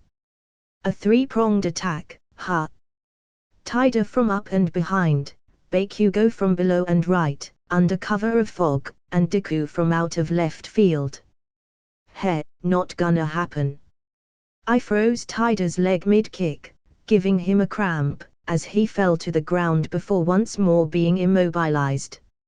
Next, I activated remote control and ripped out sheet after sheet of sleet, shoving it into Bakugo's path, tripping him and collapsing Deku's footing, just as he eclipsed the cliff peak, leaving him to tumble to the ground. Except, he didn't. What? A black mass grabbed him and Deku relaunched himself with Dark Shadow as stable a footing. Just as I moved to immobilize Deku, a web of flame burst forth, blinding me. I instantly undid the binding on my feet, falling freely to the ground, as Deku whizzed past me, the wind pressure itself so strong, it had given ordinary man a nosebleed. Fuck. Are you trying to kill me, Deku? Even as I clad myself in remote control and climbed through the air again, I noticed a polka-dotted landscape appear before me, beneath the rapidly dissipating flame web. From a small, hidey hole by the edge of the gym, a purple blur shot forward, jumping across the purple balls, gaining speed, before it suddenly turned with an awkward jerk, bouncing off of a cluster of balls on a familiar dark mass. From behind it, tentacles erupted in masses, only to be stopped before they reached me. A Majiki. Was he sticking behind the giant hand made of dark shadow? No matter. I projected an eye onto the tentacles, racing my projections down its length, immobilizing him. Just for good measure though, I also immobilized Dark Shadow. Though, it was a fresh and exciting experience for me. Using Dark Shadow primarily as a mobile foothold for unorthodox guerrilla tactics. How unique! And genius! Deku has been improving, even without me noticing it. Daddy's proud, I thought, wiping an imaginary tear off my eyes. Back at the gym, Minter barreled towards me with his top speed, which was leagues slower than Deku's, but impressive regardless for someone like him who was widely known as just the token anime pervert. I turned, and sidestepped before dropping to the ground, as he smashed face first into the wall, barely hanging on with his purple balls, heavily concussed. "Why?" he cried. He, that's the joy of mastering three-dimensional combat. You want training from me? You gotta earn it, Minter. I replied, when a sudden headache and nausea hit me. Then I spotted them. Gyro's earphone jacks emitting a copy of Gang Orca's ultrasonic scream. Fucking Deku and his fucking plans. I ripped off chunks of ice off the wall, stuck them onto Gyro's jacks, shutting her up, before projecting an eye across the wall she was using as cover, immobilizing her too. Finally, with Deku, Bakugo, Mirio, Taida, Dark Shadow, Gyro and Suniator immobilized, and Minter lying unconscious on the floor in his own drool, it finally forced the big hitters to go on the offensive. Spikes of ice shot forward, followed by plumes of flame, in alternating patterns, pushing me back, when a shockwave hit me square in the chest, nearly breaking my ankles. "Go!" I cried, spitting out a glob of blood and pulling myself up with a jerk and a swing, before using remote control to course correct into their blind spot, even as Shoto continued his pattern of fire and ice. By now there was more ice than Jim, with huge holes poking through the walls. Well then, no more Mr. Nice Guy. I dropped to the floor behind an ice shear, and reinforced my remote control. Crouching low, I burst forth through the ice, breaking a tunnel into it with my kicks, before I saw their vague forms on the other end of the wall. Now, I could have gone through straight and hit them head first. But where's the fun in that? Besides, Deku probably planned for that eventuality and I'm not playing into his hand. Instead, I busted out of an adjacent wall, blindsiding them. "Watch out, his th," Shoto shouted in warning, before I bashed their heads into the ice wall, knocking them out with a double flying kick, like one of those taekwondo vids on YouTube. With that, Aizawa-sensei rang the whistle, ending the match in my victory. Post-recovery, as we covered the strengths and weaknesses of their tactics in Aizawa-sensei's impromptu hero battle training lecture, Minter sat in the corner, downcast and gloomy. And once the lecture ended, Minter made to skulk away in shame, only to be grabbed by the shoulder. He turned to see me looking down at him with a smile. "Where are you going?" "We have training to do, don't we?" I said, grinning. But I lost the bet. I didn't land a single hit on you," Minter said, tears in his eyes. I knelt down to his level, grabbed his hand and smacked myself in the face. "No. You just did," I replied. "You." He sniffled. "Why would you?" "Because I see potential in you. The potential to be a great hero. And besides, how many times do I have to tell you? I don't need a reason to help someone." "Why?" "Because it's the right thing to do. Isn't it, buddy?" I answered, as Minter bawled his eyes out. You're damn right, you brats. Aizawa-sensei said behind us, boasting a rare, mad smile. Damn right, huh? Looks like my personality has been rubbing off on someone. In a corner, Tamaki and Deku stood leaning against the wall as Shoto undid his mini ice age. So he's your son, isn't he? Just like Mirio is for me. Tamaki said. Yup. He's been my son and my stars for a long while now. And one day, the whole world will see him the way I do. I'll make sure of it. Deku replied, proudly. In the support department, I stood as Minter got his balls measured and tested. You have a very fun quirk, ball guy. I'll have a baby ready for you soon.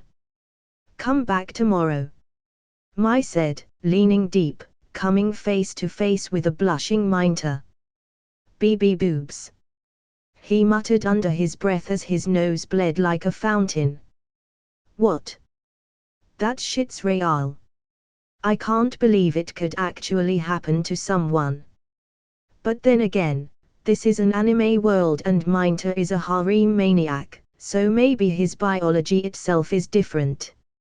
Maybe I should create a Minter clone too, alongside the already incubating Eureka clone. It'd be fun to see how his body reacts to the laws of the world. Hell, I don't even know how his tiny body supports that huge head of his. Does he have bird bones or something?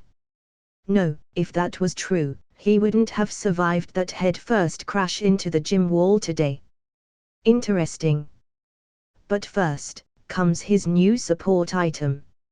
I turned to my Hatsune, and grabbed her by the shoulder, just as she rushed off to her workshop. Hold it right there, my son.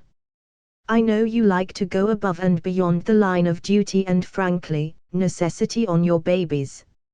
In Minter's case, please don't.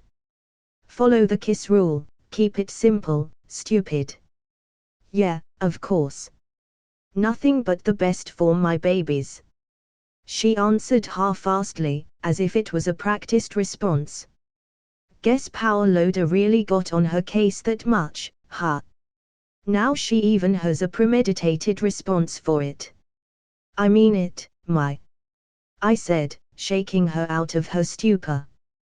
When I said slingshot, I mean slingshot.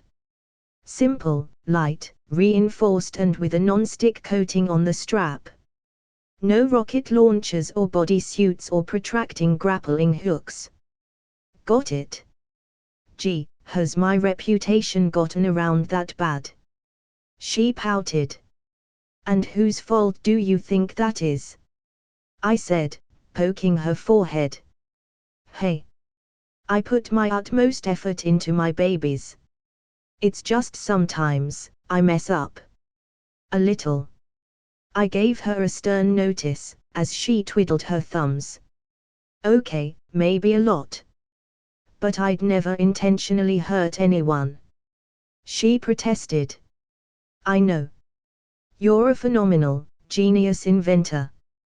That's why I commissioned mine and Deku's suits from you personally. But you tend to get a bit too lost in your inspiration and forget to make leeway for the human element of your inventions. Remember that power armor that almost unscrewed Deku's torso from his hips? Or that glove for his arms that just about blew his head off? I said, walking closer and grabbing her shoulders gently, looking her in the eyes. Just take care while making your babies, will you? They can end up hurting you too. I worry for you, you know. I don't want to lose a future star of the support industry to a rogue accident, now do I? After all, who's gonna make my future hero costume if you end up getting hurt? I pinched her blushing cheeks, speaking in a playful tone. Did I know exactly what I was doing? Yes. Was it scummy to play with her feelings? Of course. Was I gonna stop doing that? Hell no. Why? 'cause it's fucking fun. And useful. After I found her during the February limbocation, and commissioned a costume personally from her, I also made sure to visit her often to see her at work. Just sticking by her, bringing her lunch, if only to keep a watch on her progress, in case she veered into one of her inspired frenzies, and keeping her company. She somehow ended up becoming rather fond of me and Deku. Well, more me than Deku of course. But ultimately it had worked to my favor. And that's all that mattered. Mai nodded, shyly, and skipped her way to her workshop before getting to work. Originally, I'd intended on setting her up with Deku, which is why I brought him along for the ride and made him help her set up a local support company in her name with his share of the music money. But even the current situation wasn't half bad. Especially since she seemed to have buried her crush on me after finding out about Imiko from Deku. All the benefits, none of the losses. Mwah ha ha ha ha. Once Mai got to work, I left her a homemade bento by her desk and left for home with Deku and Minter. Splitting with Deku along the way, I took a turn for the market street. Going to the newsstand, I picked up a national and regional set of newspapers, before taking a seat at a nearby cafe. I began scanning through them, leisurely, looking for the incident on Deku City. Using Laplace Jr., I already knew all about it. It had already happened yesterday, after all, and the news coverage was immense. Unfortunately, on the internet, the real news was far overshadowed and buried by fake news, sensational local accounts and a million other crap pieces that made doing research a fucked job. Hence, the old-style newspaper effort. After all, it'd be inefficient to use Laplace Jr. to find out stuff that was more subjective than objective. Laplace Jr. was primarily a truth finder program. It provided absolute objective truths. Using it to find out what the general public's subjective opinion was, could lead me on a multi-day goose chase of questions and a lot of wasted power. Deku City disaster. A victory for the citizen soldier. Det Naratko. CEO responds. Company town wiped off the map. League of villains defeated. Conspiracy among Det Naratko. Is this corporate overreach or a genuine humanitarian effort?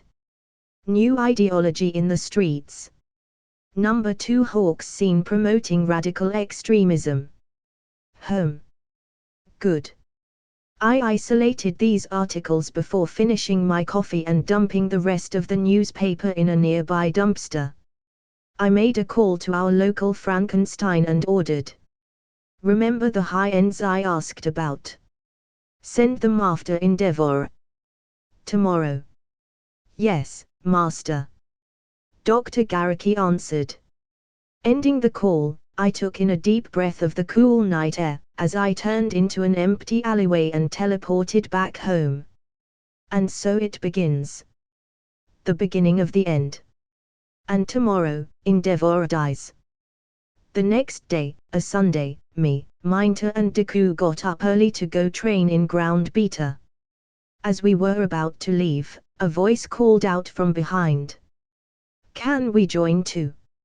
I turned to see Zuyu's face inches from mine, her bug eyes nearly freaking me out. Behind her stood the rest of the class, even Bakugo. Oh, looks like someone is improving. Noticing my gaze, he tched, and looked away. Heh, what a tsund.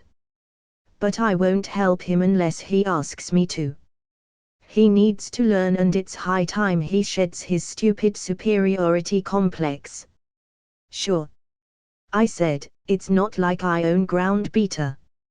No, I meant to ask if you'd help us train and improve, like Deku and Minter. Kaminari clarified. You guys want me to? I asked.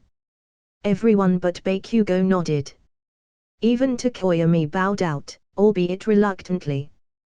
but not Bakugo, the ever prideful. HMPH. We'll see how long you can afford to remain a stick in the mud. All right then, let's go, I said, slapping my knees. You know, Haru, sometimes, when you act like a dad, it's unsettling, Mina said. He is a dad, though, Kirishima replied. That, I said, pointing at him, before walking off, as the others followed. Once we reached Ground Beta, Aizawa-sensei greeted us with a sour look. Gah! He groaned, you brats couldn't take the day off, could you? You don't have to supervise us, Aizawa-sensei. Ectoplasm-sensei is much better suited for this, I said. I think so too. Unfortunately, he's busy today. Something about his girlfriend being mad at him or such. This is why I'm not in a relationship. That said, here we are, he said, rubbing his eyes and scratching his beard. Go on, start already, he added, shooing me away. Sure, I said, and called Minta over. You brought your slingshot? I asked. Yes, but it's just a regular one. I can't shoot my balls with this. They'll get stuck to the strap, he replied. That's okay.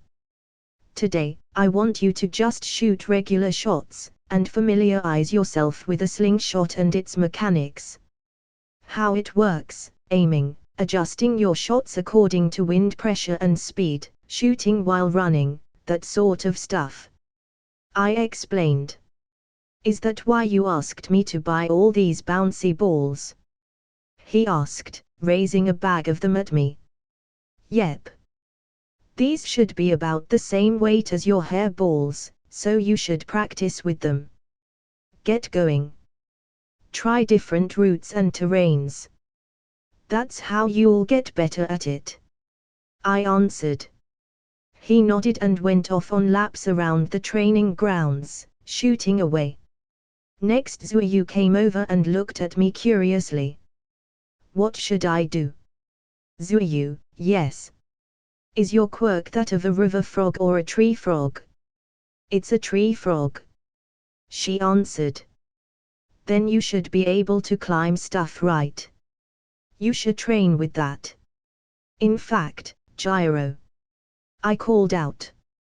Yeah. Gyro came over and asked. You can lift stuff with your earphone jacks, right? Yeah, why? And they can pierce concrete, can't they? If I try real hard, sure. Gyro responded, confused. Then maybe you can use them to run up walls and climb buildings. Three-dimensional maneuverability is a boon when it comes to combat. You and Zuyu can practice that today. In fact, Zero, you can join them too. Try to swing across buildings with U-tapes. Practice ascending and descending with full speed, even mid-swing, until you can reach anyone at any height without difficulty, I suggested. That's a great idea. Thanks, Gyro said. Yup, Kero, Zuyu repeated. "'Kay then," Zero replied. Great, then next. Takoyami, you can wrap yourself in dark shadow, can't you? Yes, he replied. And dark shadow can fly, I pointed out. Of course, of course. That's why didn't I think of this? He muttered. Well, you can think of it now. Follow Zero and the others and train with them too, I said, moving him along. Next, I turned to Momo. Momo, when you make your cannons for offensive purposes, I'm guessing it takes a lot out of you, with all that mass required and whatnot. Not to mention it's just a one-shot ability. What happens if you miss your shot? You'll need to create gunpowder and another cannonball, and also that stuffing stick or whatever. It's high cost, low reward. So today, try making simple stick grenades, the World War I kind. That should extend your offensive power without cutting on your reserves. Aoyama, Mina, you go with her too. When she throws a grenade, you'll practice shooting it out of the air with a quick, short burst of your laser and acid shots. That way, you'll improve your aim and avoid tummy aches. I said. Sounds fun. Mina replied, grabbing Momo's hand and dragging her away.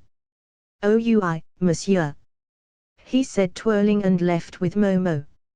"And remember to make sure that both of you stand on the same side and aim away from each other.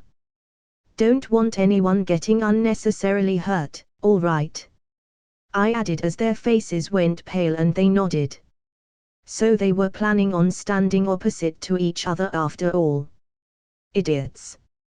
What am I going to do with these brain-dead fools? I sighed, and motioned Sato and Kirishima over. Sato, how long can you hold your muscular form?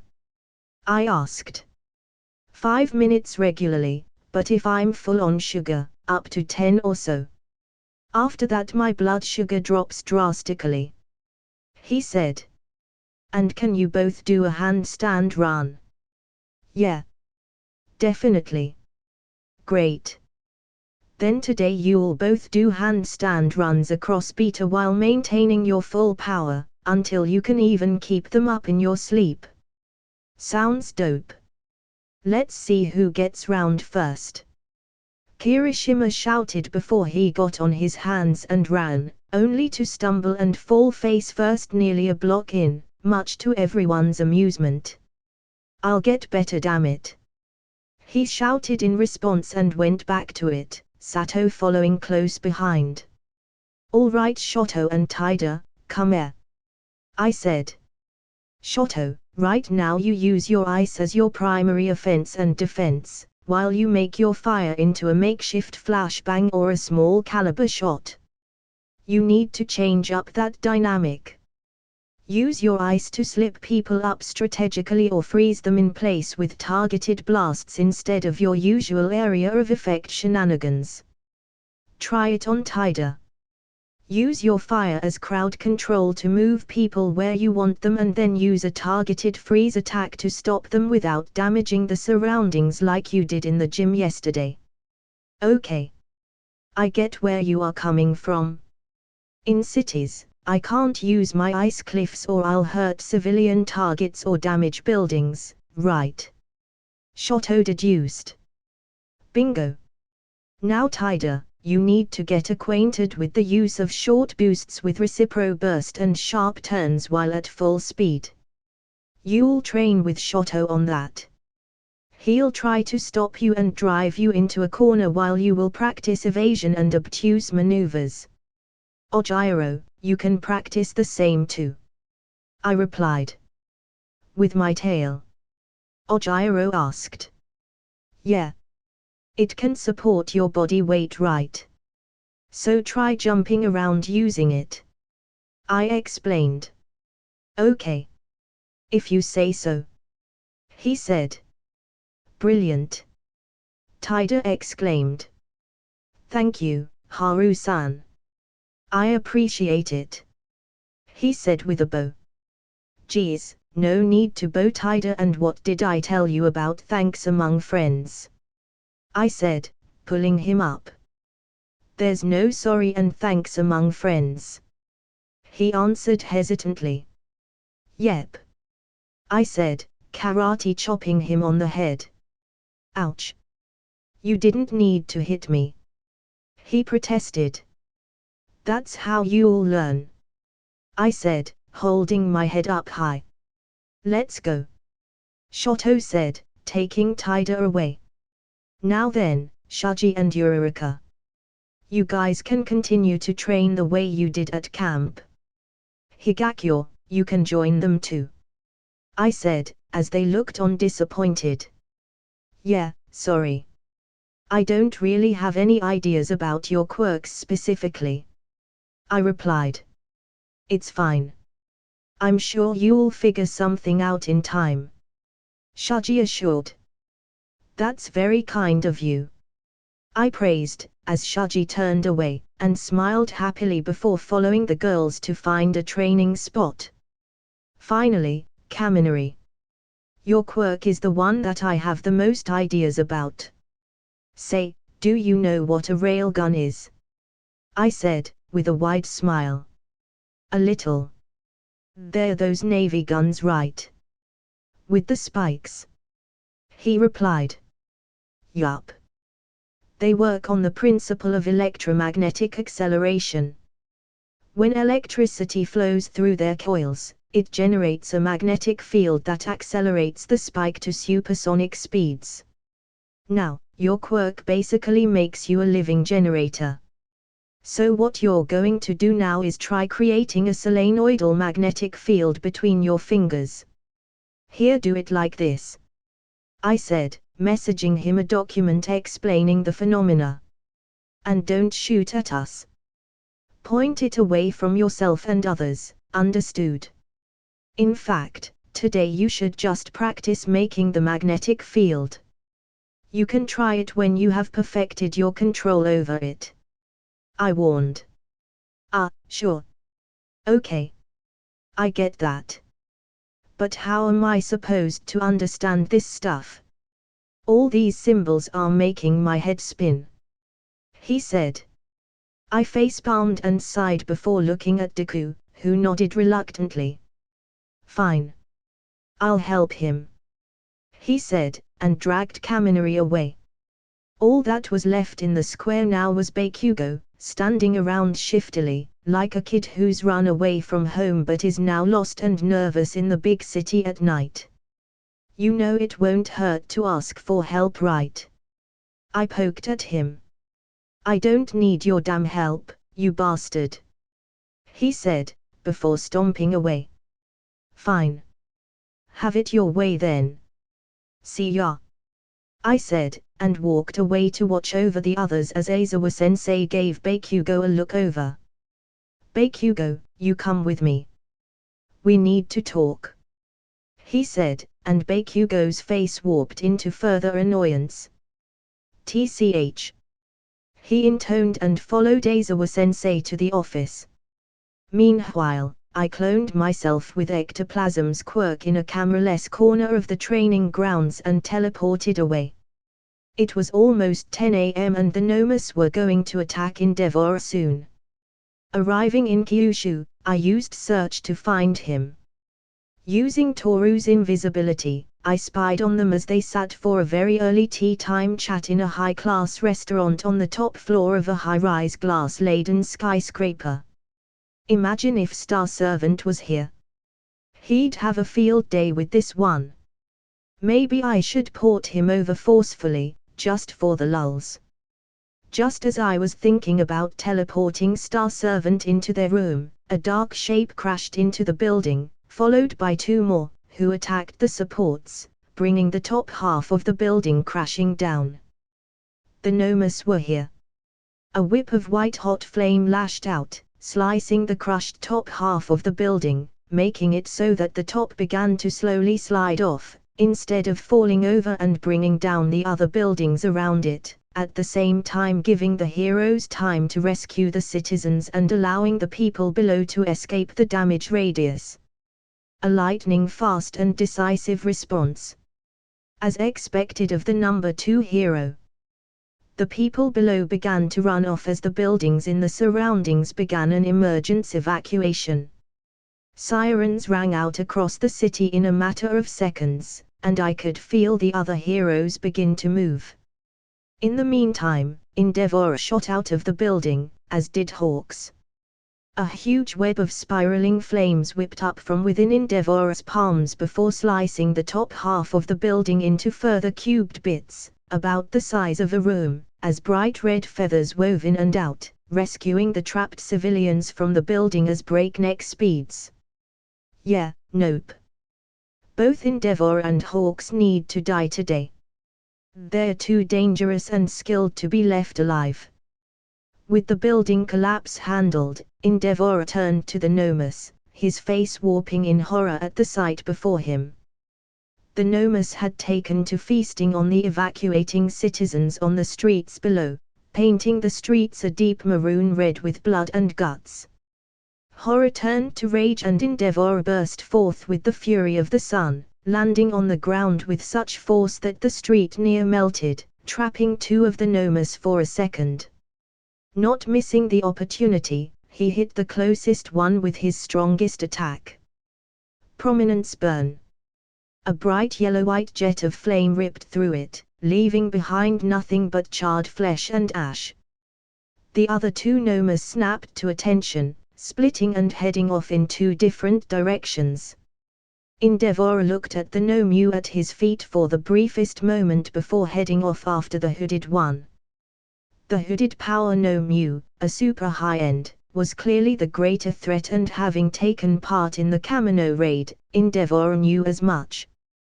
The power Nomu couldn't be allowed to escape at any cost. Of course, he made one small mistake. Not knowing that I was here. Using remote healing rise and rewind on the near-death Nomu, I brought him back to almost full health, and in seconds it was ready to fight, in ship shape again. Hawks looked down, just in time to spot the dead Nomu rise back up. "What?" he exclaimed, "that, fuck." Hawks immediately moved to redirect his rescues as far away from the Nomu below.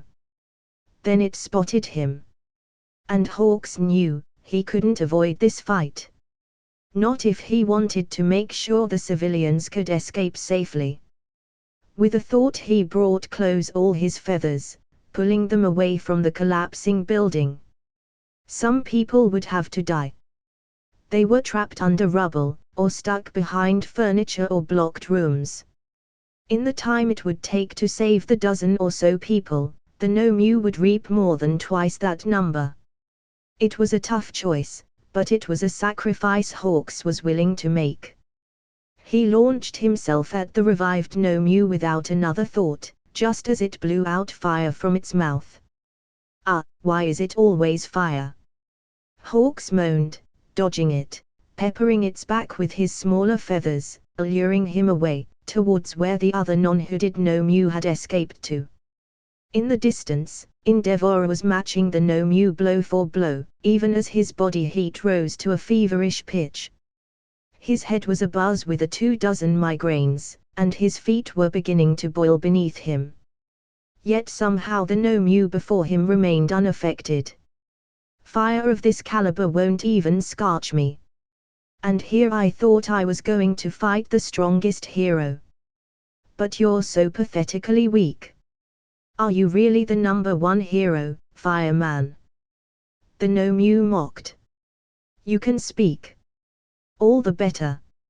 I'll capture you alive and then you'll tell me everything about All for One and his plans." Endeavor asked with shock.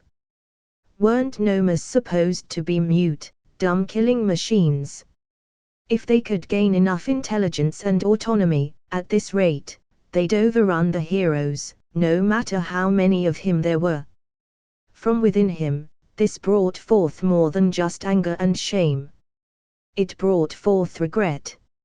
Not for his own actions but for the death of the symbol of peace. As much as he hated to admit it, Endeavor knew that this would have never happened if All Might was here. With his overwhelming power and that stupid smile, even he himself felt, at times, that everything would be all right. And he hated himself for that. How weak he must have been. The doubts he had quelled within him, for so long, began to rise up again, and this time with a vengeance. Did he truly deserve to be the #1 hero? Had he earned it, or was it just a hand-me-down from his rival of 30 years, like some sort of pity grant? Maybe he should have just given up when he'd had the chance. But no, he'd left behind friends, torn his family apart, tortured his sons until one of them killed himself and the other had to be rescued from his self-loathing by a complete stranger. Some days lately, Endeavor didn't even feel like he was a hero at all. The news helicopter circled around the block, trying to capture every juicy bit of the first foray of the newly promoted rank 1 hero. Villain fights. They sold like hotcakes.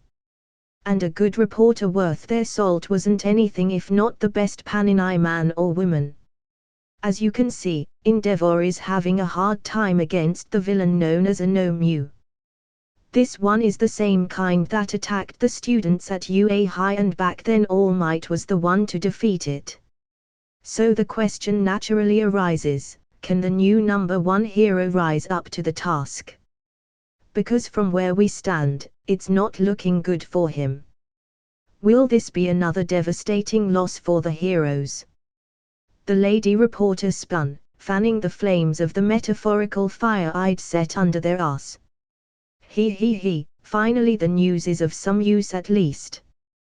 This is the one time their over-sensationalizing is going to work to my favor, even without their knowledge, something these fucks in their ivory towers can't bear to see, and what I'll relish putting them through once the war arc goes into full gallop. But for now, I had to wait. Not for the news media of course, but for that one Endeavor fanboy to revitalize the public's belief in Endeavor so that I can crush him at the peak of their hype and hope, break up their hero like a chip, right in front of the whole nation.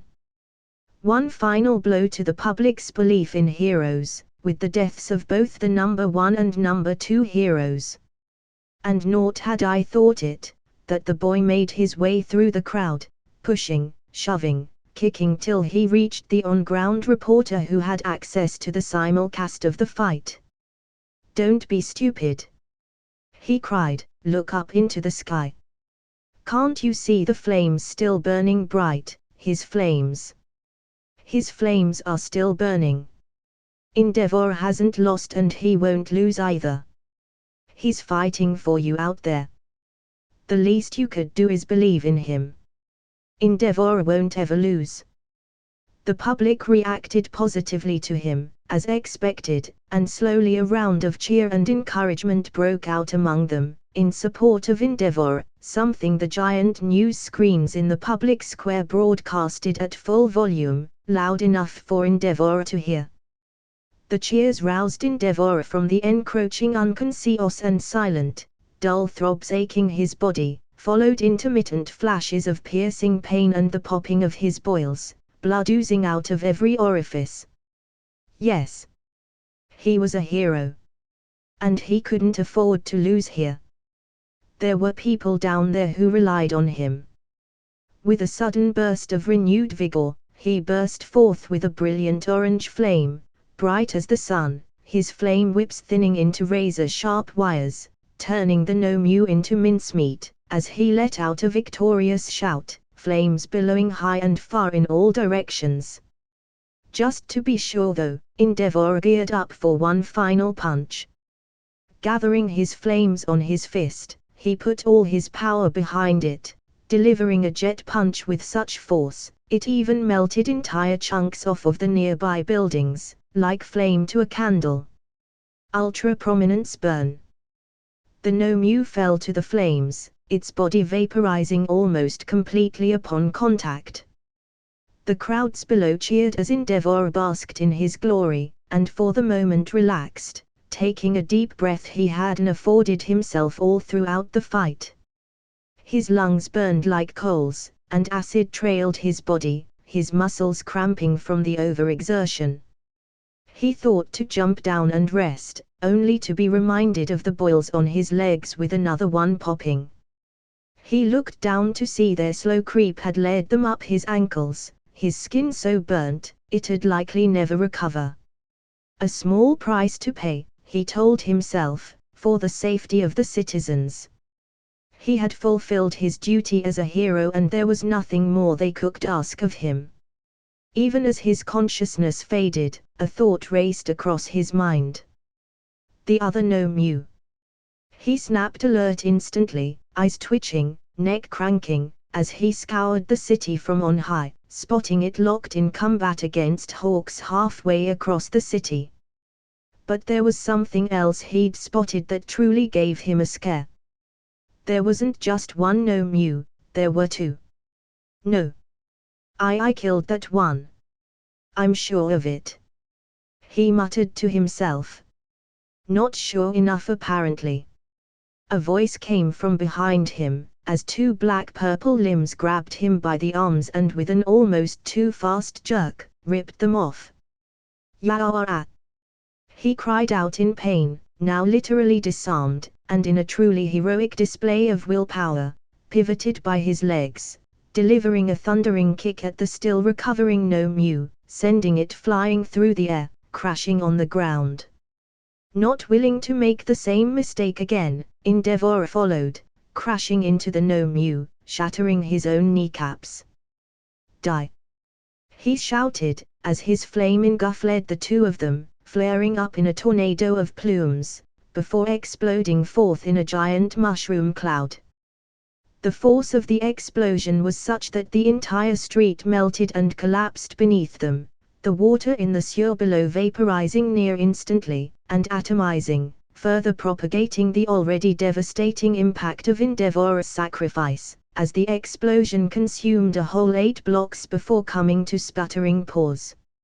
In the distance, the two gnomes were nearly done with Hawks too, his feathers nearly burned off, as he hobbled in the air, barely clinging on to them for dear life. With one final, desperate blow, he too followed Endeavor, decapitating one of the gnomes, as the other crushed his head like a rotten grape. And so ended the lives of Endeavor and Hawks, inglorious and heroic, but ultimately wasted effort. I revived all the gnomes, albeit slower this time, to make it seem as if they were recovering naturally. Then, with a flick of my wrist, they vanished into portals of dark purple mist, in full view of the news cameras, back to their pods under Jakku Hospital to heal and recover. With this one move, I'd finally achieved all my goals for the day. The heroes had received a death blow to their reputation. The people's faith in heroes would, by tomorrow, be gone almost completely. And lastly, the misty portals were a clear sign to all detractors. The League of Villains is alive and well. Undefeated. And so begins the hunt for Red October and the heralding of the war arc. The next day, Shoto didn't come to school as the news of Endeavor's death has broken out. Poor sod, having to grow up so fast. But that's none of my problem. For me, something more important is looming over the horizon. Or rather, over my desk. It's a letter. Early in the morning, I was handed this letter by Mario, with a request for secrecy. Scanning through it revealed exactly what I'd expected and set up over the course of the past 3 years. A request for a meeting and a contract for information on the League's movements and plans. This was what I'd intended with my revelation of my info-gathering skill during the Shihasakai raid, and my consistently stellar reporting and vigilante work. Now, with Hawks, their spy in the League, dead, they had no choice but to come to me for help. Not to mention, I was, at least in the minds of the people, the future symbol of peace. So they wouldn't leave me out even if they wanted to, especially in such times as these when heroes had begun to retire in large numbers ahead of schedule. I guess there's only so much they can bear, what with the attacks on the HPSC, the constant threat of the League and the sword of Damocles that is Stain's movement hanging above their heads.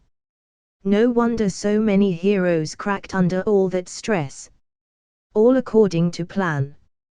Once school ended, I found Mario waiting for me at the gate. Ready to go? He asked. Yeah, just a minute, I'll get something from my room, then we can leave. I said, trying to find any excuse to get a moment's privacy. Oh. I'll come with you then. If you're going back to the dorms then I might as well change out of the school uniform. He said. Yeah, sure. I replied and off we went.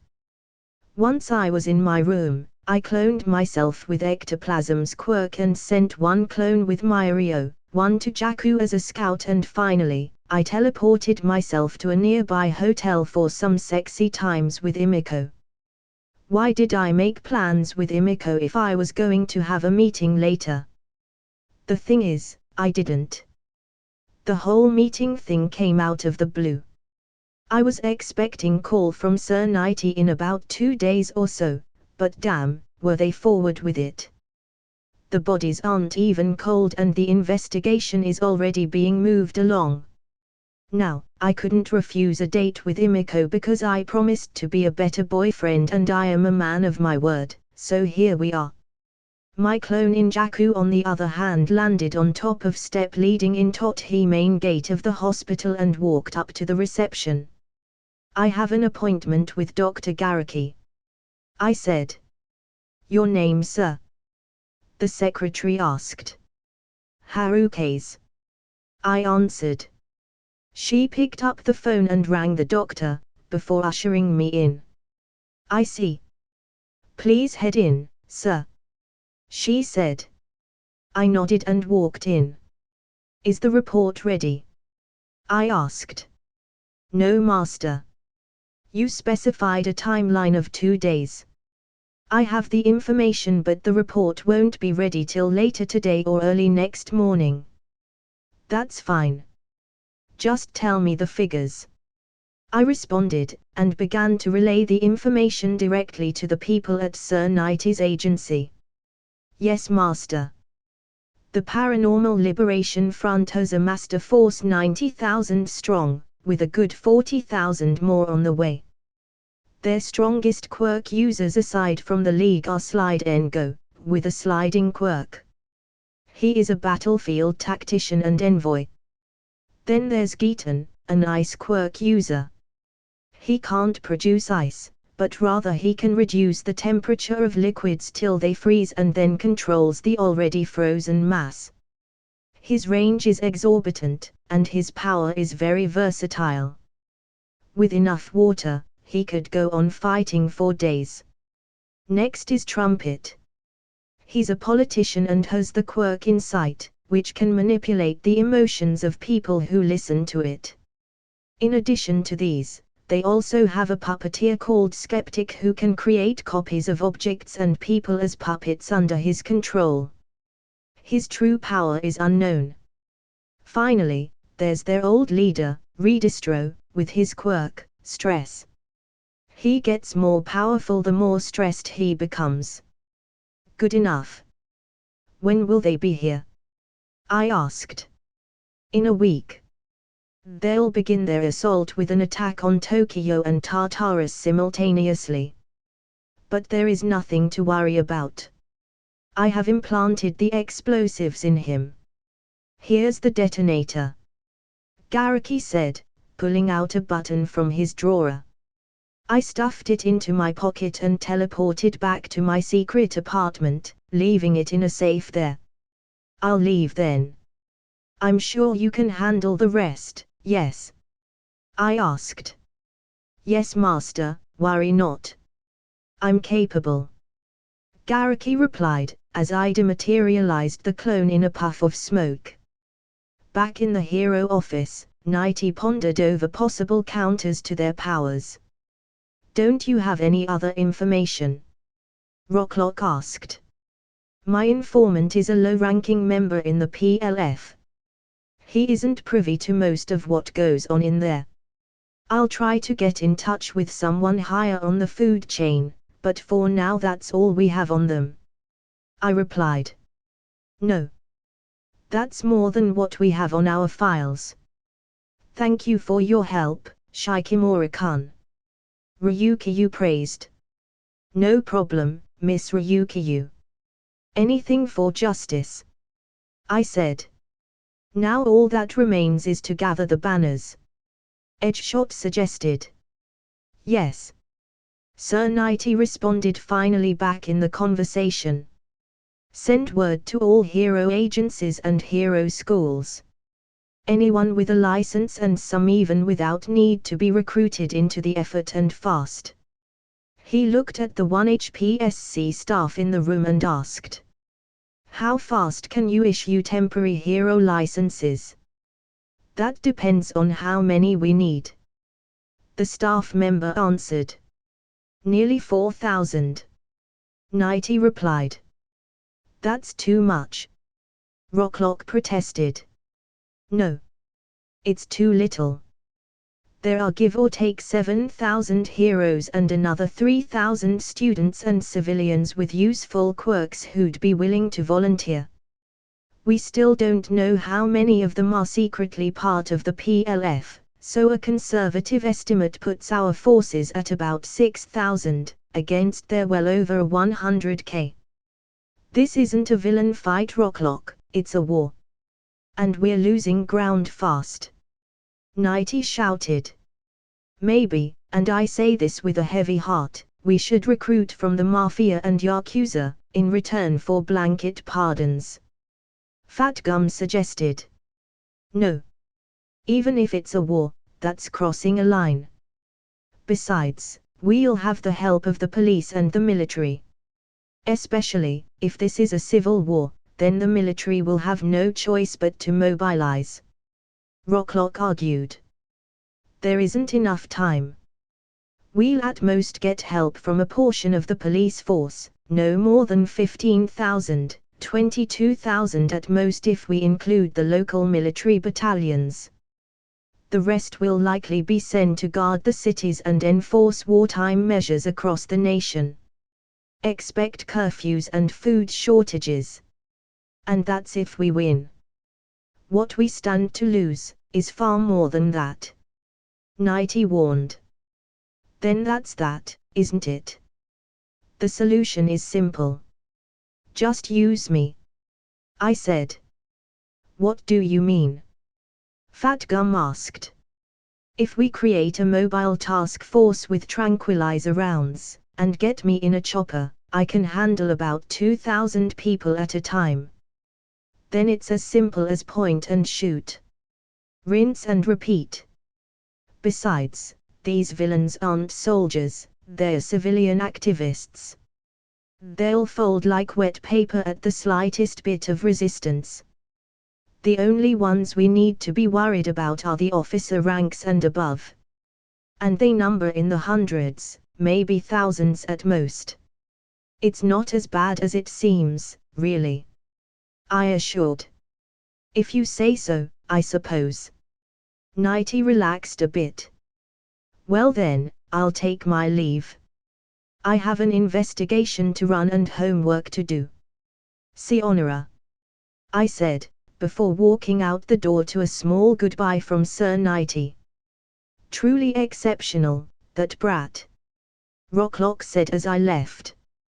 "You're right about, gulp, that," Fat Gum replied, swallowing a mouthful of takoyaki. Once I was out of view, I dispelled the clone and returned to the dorms, retiring for the day. The next week was going to be hectic as fuck, what with the Civil War, collapse of society and the birth of my baby boy. Not to mention the midterms. I have yet to prepare for those. And with small worries in my mind, I fell asleep, even as the world went to shit around me. The next day, the school had an assembly as we were informed about the upcoming war, with it being live-streamed, at my request, to the entire nation. I'm sure you have heard about the tragedy that claimed the lives of the top two heroes, Endeavor and Hawks, just yesterday. It wasn't an isolated incident. It was a prelude to the war that is upon us. The League of Villains has recovered in full and more. They've joined up with the remnants of the Meta Liberation Movement. Their numbers are in the tens of thousands, nearing over 100,000. We know this thanks to the hard work and investigations of both the late Hawks and one of our students here, Haru Shikimori. He said, calling me onto the podium. Using me as propaganda, huh? Not a bad plan, not bad at all. I walked over, and stood beside him, as he put a hand on my shoulder. We need more brave heroes like Haru here, now more than ever. Our nation, our way of life, our civilization itself is under threat. And with that in mind, we are recruiting people to join the joint operational force being put together alongside the JSDF, to counter this insurgency before it devolves into a full-blown civil war that engulfs this nation in a blaze of violence and anarchy. We will not force you to participate if you do not want to. It is understandable. You're still just students and as such, you hold no responsibility to take part in the war. Principal Nezu said, before bowing down, deeply, his voice quivering. But I beg of you, please, if not for us, or the nation or even your heroic ideals, then for your families, parents, friends and loved ones, for their safety and security, please join us in our fight against the League of Villains. The students began to mutter amongst themselves, unsure of what to do, as a lot of them hesitantly stepped back, unwilling to go into a conflict straight out of high school. Their fear was palpable and completely warranted. I wouldn't blame them for not wanting to put their lives on the line. But it wouldn't do for me to have them remain safe and hopeful in the efforts of others. Oh no. I wanted to crush their hopes once and for all. And for that, I needed their full participation and witness. To that end, I looked at Principal Nezu and asked, "May I take the mic?" Nezu raised an eyebrow and looked at me with confusion, before a realization sparked in his eyes. "Yes. Of course," he said, remembering my former speech at the sports festival, handing me the mic. I walked over to the edge of the podium, and addressed the students. Hey! Can I have your attention here? Good. I know you're all scared and confused. I am too. These are uncertain and turbulent times, the sort that come once an age, the sorts of times that produces great heroes, visionaries and legends. And yet, what they create more than these handful of great men and women, are victims and casualties. The hero is remembered forevermore for defeating the Dark Lord, but the average soldier fighting alongside him, the one with a family and children, dies in obscurity, leaving behind a broken family and no recognition for his sacrifice. And I cannot assure you that the same won't happen to you.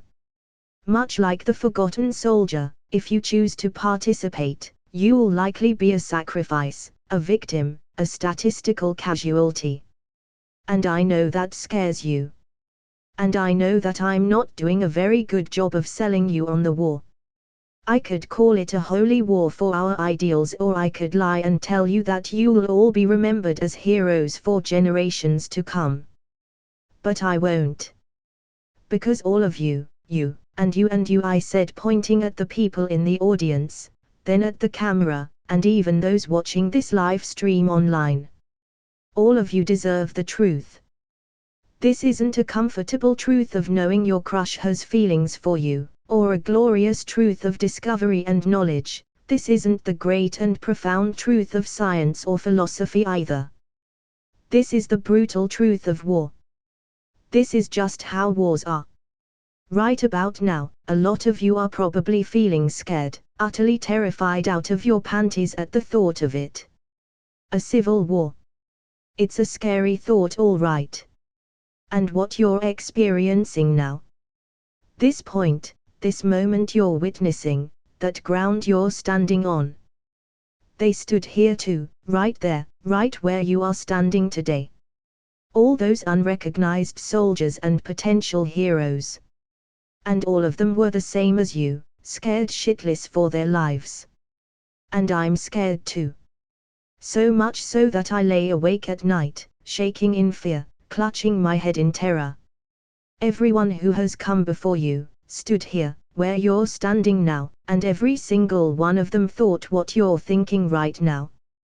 Wishing that this was all a dream or some big joke or prank. That someone would come out of the bushes and yell, "It's just a prank, bro," or "Get wrecked, loser." I know you are wishing right about now, that you had been born a bit earlier, that this responsibility hadn't fallen onto your shoulders, that it shouldn't have ever been your burden to bear, your sacrifice to make. They wish it need not have happened in their time, in their lives. So do I, and so do all who come to live through such times. But that is not for them to decide. All we have to decide is what to do with the time that is given us. You can choose to fight or you can choose to run and hide. I'll not fault you for either. But before you do, I'd like you to know what you stand to lose, and it's not just your and your family's lives, it's your humanity itself. If you choose today to turn your backs upon this cause, to walk away, you will be walking away from the work of generations, of the cumulative labors of mankind that have brought us here, to this golden age of science and technology, with flushing toilets and 1,000 flavors of chocolate. And when the dust settles, if you happen to survive this warlike age, what you'll emerge to witness is a world of sticks and stones and blood and bones. Gone will be the pleasures of good food and the leisure of safety. What'll be left, will be the abject destitution brought forth by your inaction, and the guilt that'll be your cross to bear for the rest of your miserable life, as you tread upon the ruins of your civilization and the corpses of your friends and family. What food you'll find will turn to ash in your mouth, and no amount of water will quench your thirst or wash away the blood of your loved ones from your hands. And so the time has come upon you, the time to make a choice. Will you fight or will you flee? Whatever you choose, remember this, it was your choice. I ended, on a somber tone, handing Nezu the mic before walking down the podium, to the stares of an entire nation on me and a pin-drop silence, all around. Exiting the podium, and the assembly grounds, I returned to the dorms. As I entered the dorms, I felt a hand grab my shirt, tugging at it. A wave of shyness could be felt in my psychic radar. Turning around, I saw nothing. Or rather, I saw the blood and guts and organs of someone. Focusing on the figure, it turned out to be Toru. "Hey Toru. What's up?" I asked. "Can we talk?" she said, in private. "Sure," I replied, following her as the rest of the class returned in small groups. Spotting me leaves with a girl, Chihiro, Deku, Eureka and Kaminari got intrigued and followed. Toru led me to the roof, just as the morning sun was covered by the winter clouds, the atmosphere a pleasant mix of warm tiles and cool breezes. Toru twirled about her heels amidst the faint smell of flowers, the ones we had planted the day I proposed to Emiko.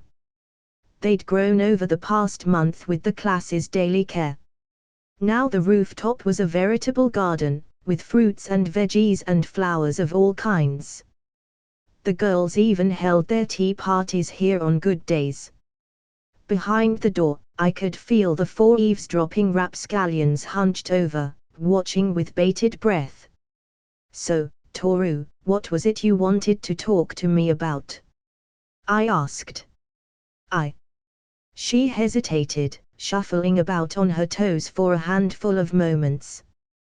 Then she walked closer to me and with predictable accuracy, grabbed me by the head, and landed a deep smooch, right on my lips.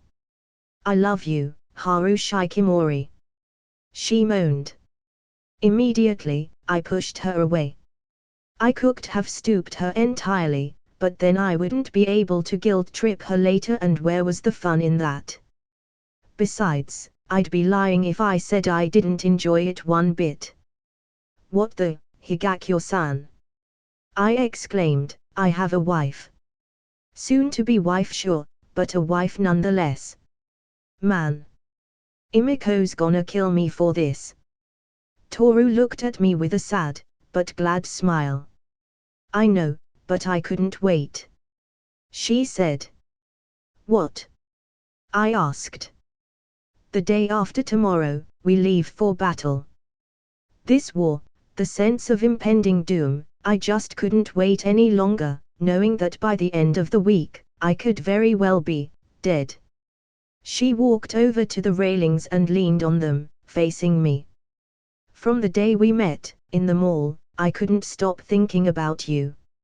All my life, I have been invisible to people. Sure, they see my clothes and hear my voice. But in all my years no one has ever looked me in the eyes, seen me for me. You know, really seen me. No one except you, Haru. I know you have a fiancé, and I have no right to come between the two of you, but, as a soldier about to risk my life on your words, please, at least grant me this mercy. She said, her voice quivering, shaking like a leaf in the wind.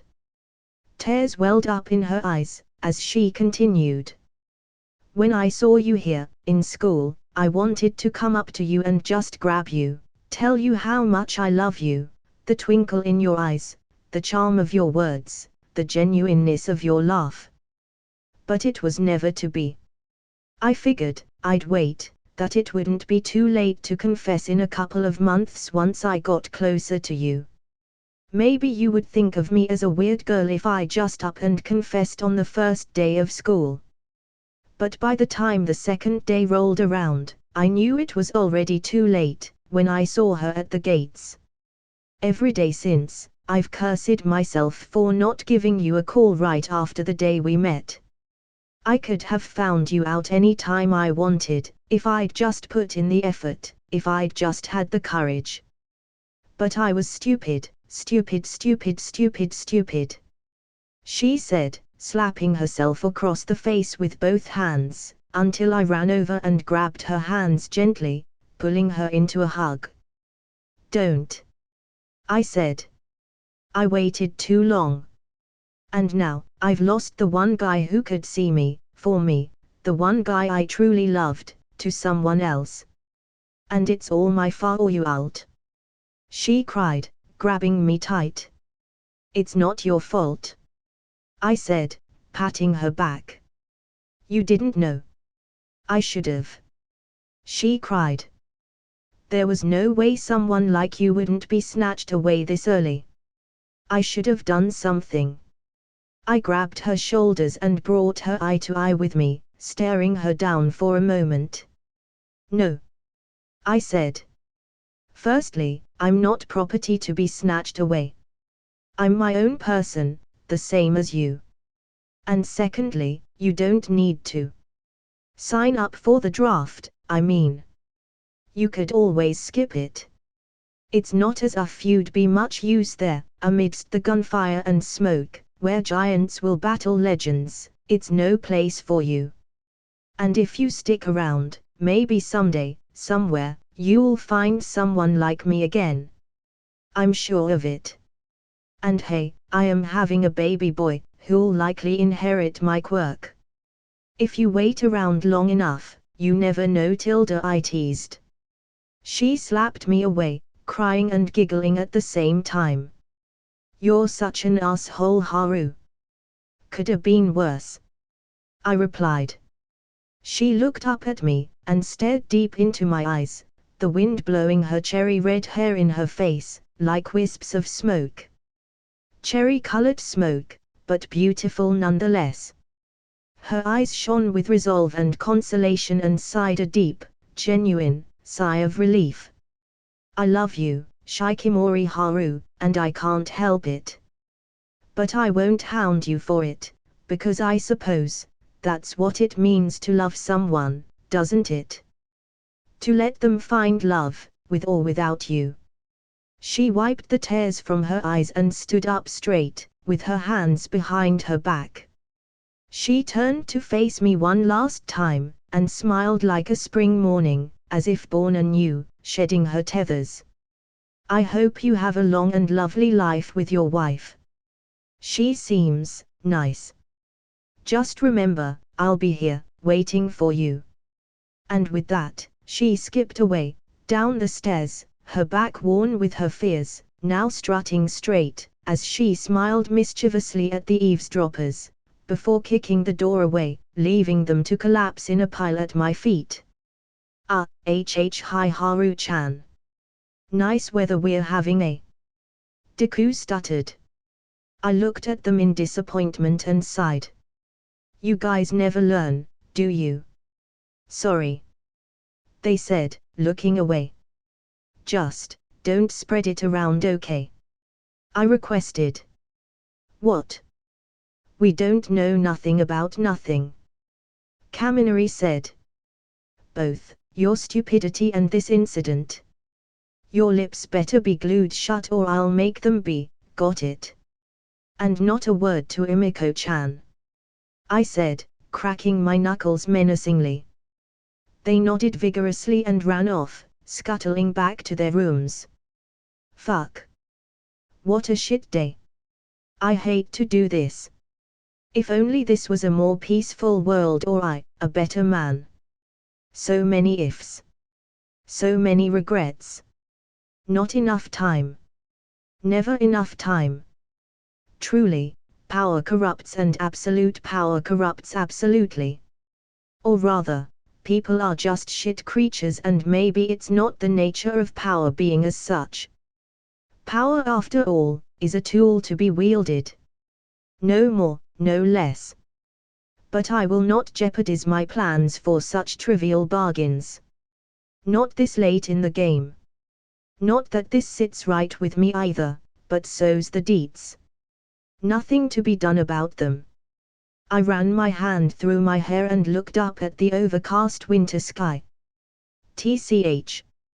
First I get to send a whole bunch of young boys and girls to their deaths and now this. What's next? A meteor shower. As if to mock me, in the distance, a series of bright streaks of light burned. A meteor shower. A fucking meteor shower. At 10 in the fucking morning. Man, fuck you world. Fuck you and your stupid anime logic. I turned around and stomped back down the stairs, right to my room, and fell asleep. This was gonna be a long tiresome week and I needed all the sleep I could get, especially after an all-night fuckathon yesterday with Emiko. Skeptic walked through the long sterile hallways towards the chamber of the assembly. As he emerged into the now empty, repurposed airplane factory hangar, the mutterings of 100,000 people echoed across the metal-lined walls, creating a low reverberation, shaking him ever so gently. Climbing onto the stage, he neared the massive throne at its head, where Shigaraki Tamura, their new leader, presided over them and the assembly. He wasn't the biggest fan of their new officer corps, especially that upstart calling himself the Grand Commander. But he trusted in the judgment of Redistro, the man that built up the revolution from its cinders, back into a roaring flame, one that would soon consume this nation and then, the whole world. My liege, we are ready. He said. Good. Are the heroes here? Redistro asked. They've surrounded the city's southern edge, along with the army and the police. Great. We'll deal with them all at once then. Redistro replied, almost too cheerfully. Well then it's time to begin, isn't it? Yes. Shigaraki said, standing up from his throne. Let me, my liege. Redistro said, taking the microphone. Comrades. If I may have your attention. He shouted, as a slow hush descended upon the hall. Today we are gathered here for the culmination of our decades-long struggle to achieve our dream.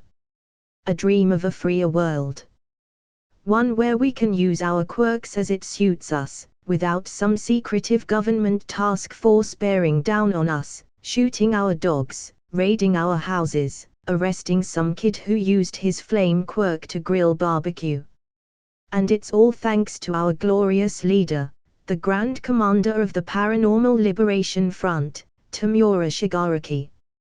He said, swerving his hand, and pointing at the man himself, as Shigaraki took confident, wide steps forward, with the swagger of a king, and took hold of the mic. I'm not one for grand speeches or motivational one-liners, I'll just say this. All that we've sacrificed, bled and sweat for, remember it today as you fight for your lives, and for a newer, more honest era. Let's instill fear into the hearts of men, and show them what our convictions are made of. This is our holy war. Let's kill them all, let God sort them out. He said, with a raised fist. Yeah. Kill, kill, kill. Let's go. Cheers rang out across the stadium. And with that, let's discuss today's musical accompaniment, chosen by popular vote. The marching anthem of the Imperial Japanese military. We won't be using this. Why? It's too damn boring. No imagination in the lot of you. So we're going to play something that 5th Commander Hijikata has chosen instead. An anthem perfect for the occasion, fitting the theme. Shigaraki cackled. Bring it on, Hijikata. He called out, as the hangar door fell open, revealing the military and heroes in the distance, choppers hovering and circling the city, just as the rock and roll theme came on. Shigaraki turned back to his throne, grabbing his pitch-black coat with a blood-red, horn-laden, fur lining, flipping it onto his shoulders, fluttering in the wind, as the lyrics came along, skipping to the beat. Let's give them hell, boys! Hijikata shouted, as the army marched out, in full gear. Back in black. I hit the sack. I've been too long, I'm glad to be back. Yes, I'm let loose. From the noose. That's kept me hanging about. I've been looking at the sky. 'Cause it's getting me high. Forget the hearse 'cause I never die. I got 9 lives. Cat's eyes. Abusing every one of them and running wild. 'Cause I'm back. Yes, I'm back. Well, I'm back. Yes, I'm back. Well, I'm back, back. Well, I'm back in black. Yes, I'm back in black. On the other end of the city, the heroes and the military lined up, as the thumping of the PLF's boots shook the ground itself. Hijikata definitely has some good taste in music. I said. What? The pilot asked. The song. They're playing a song, like a war theme. It's pretty good. Ha! The pilot intoned, focusing on the dull, distant thrum of beats. Oh yeah. That's a great beat. What's it called? We can ask the soldiers we capture about it. I suggested. Best not give them any ideas about my connections to the PLF. It's close now. Very close. I turned to look at the artillery lines forming up, as the heroes lined up in a large semicircle. Looks like someone's gonna be trying a flanking maneuver, maybe double envelopment. Not half bad, these guys. It's sad though, how quirks have reduced us back to fucking infantry line tactics.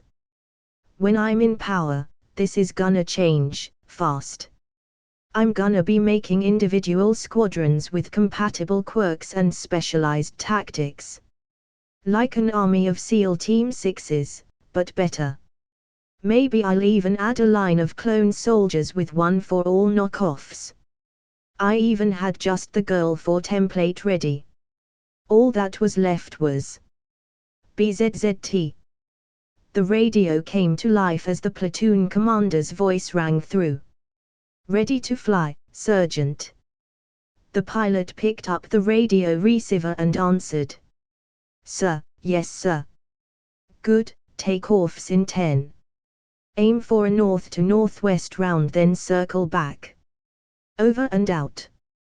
The pilot turned to me. You ready? He asked. I was born ready.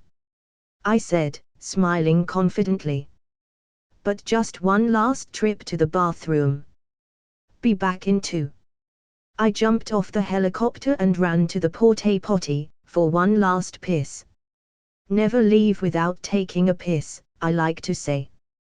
You don't know when you'll get to pee next after all. Especially in a war. By the time I was back, the PLF was almost within range, charging straight ahead. They're faster than I thought. How surprising. A bit too surprising. I checked them out with my psychic sense and found the reason for their boost. Trigger. It was fucking Trigger in the Kool-Aid. How Jonestown. Just what I'd expect from a cult. The artillery aimed at the encroaching forces, the major assigned to this operation took up the loudspeaker. Meta Liberation Army. You're surrounded by the military. Surrender immediately and you'll be spared, but fight. And you'll be lunch meat. I'll count to THRE. Bam. A spike of blue, resplendent ice struck him, literally falling out of the bright blue sky, and a mini continent of ice descended from the clouds, blotting out the sun. Geeton. Take cover. I yelled, as did others. And just in time too, as a bombardment of ice spikes fell upon us, taking out the air support we had brought along. Thankfully, I hadn't gotten into my chopper yet, or I'd have to reveal my true power right there and then. Not that it'd be long now. I just needed the perfect opportunity for it. Imagine, hero fights the Dark Lord, gets felled on battle but rises up again, with sheer willpower, inspiring everyone around with his Jesus powers. That's exactly what I was going for. But that might now come sooner than later. The ice that had just wiped out our artillery slowly rose up, reforming into the floating sky island, readying itself for another round. Fuck. I rose up from behind the truck I had hidden in, and called out. Shotto. Any fire users? Aim for the ice. He can't produce it, he can only control the ice that's already there. Once his ice is gone, he'll be useless. Shotto nodded and aimed at the sky, as all across the battle lines, pillars and missiles of flame rose up, engulfing the Minilaputa. Bakugo. I shouted. What? He asked. Can you deal with the ice guy? It's going to take too long at this rate. It's very No need to say it twice, you bastard. I'm on it. He said, before he exploded upwards, soaring through the sky straight him. On the other end of the lines, Ryukyu did the same, transforming into her dragon form and following after him. Just as Bakugo left, Aizawa-sensei ran over. Classes 1AM, 1B, 2AM and 3B, take perimeter positions to the south and southeast. Make sure no one escapes. Classes 2B and support courses, take the west, up the hillsides. The rest of you, with me. You too Haru, Midoriya, Shotto. Yes sir. We replied and followed after him. With air support down, we'll need to take him down from behind. We'll take the backroads and meet up with Sir Nighty and Best Jeanist's teams. Then, we'll make a move on his platform at the back. Come on, let's go. Haru, lead the way. He added, before taking off in the direction of the mountains. We nodded and followed after him, taking a path across the back alleys, as I projected eyes all around, scouting the way ahead. Behind us, the ice laputa began to crack, as a volcanic shower fell from the sky alongside the hail of ice. What? Where is the volcanic shower coming from? I gave the island a scan and found out the reason. It was twice.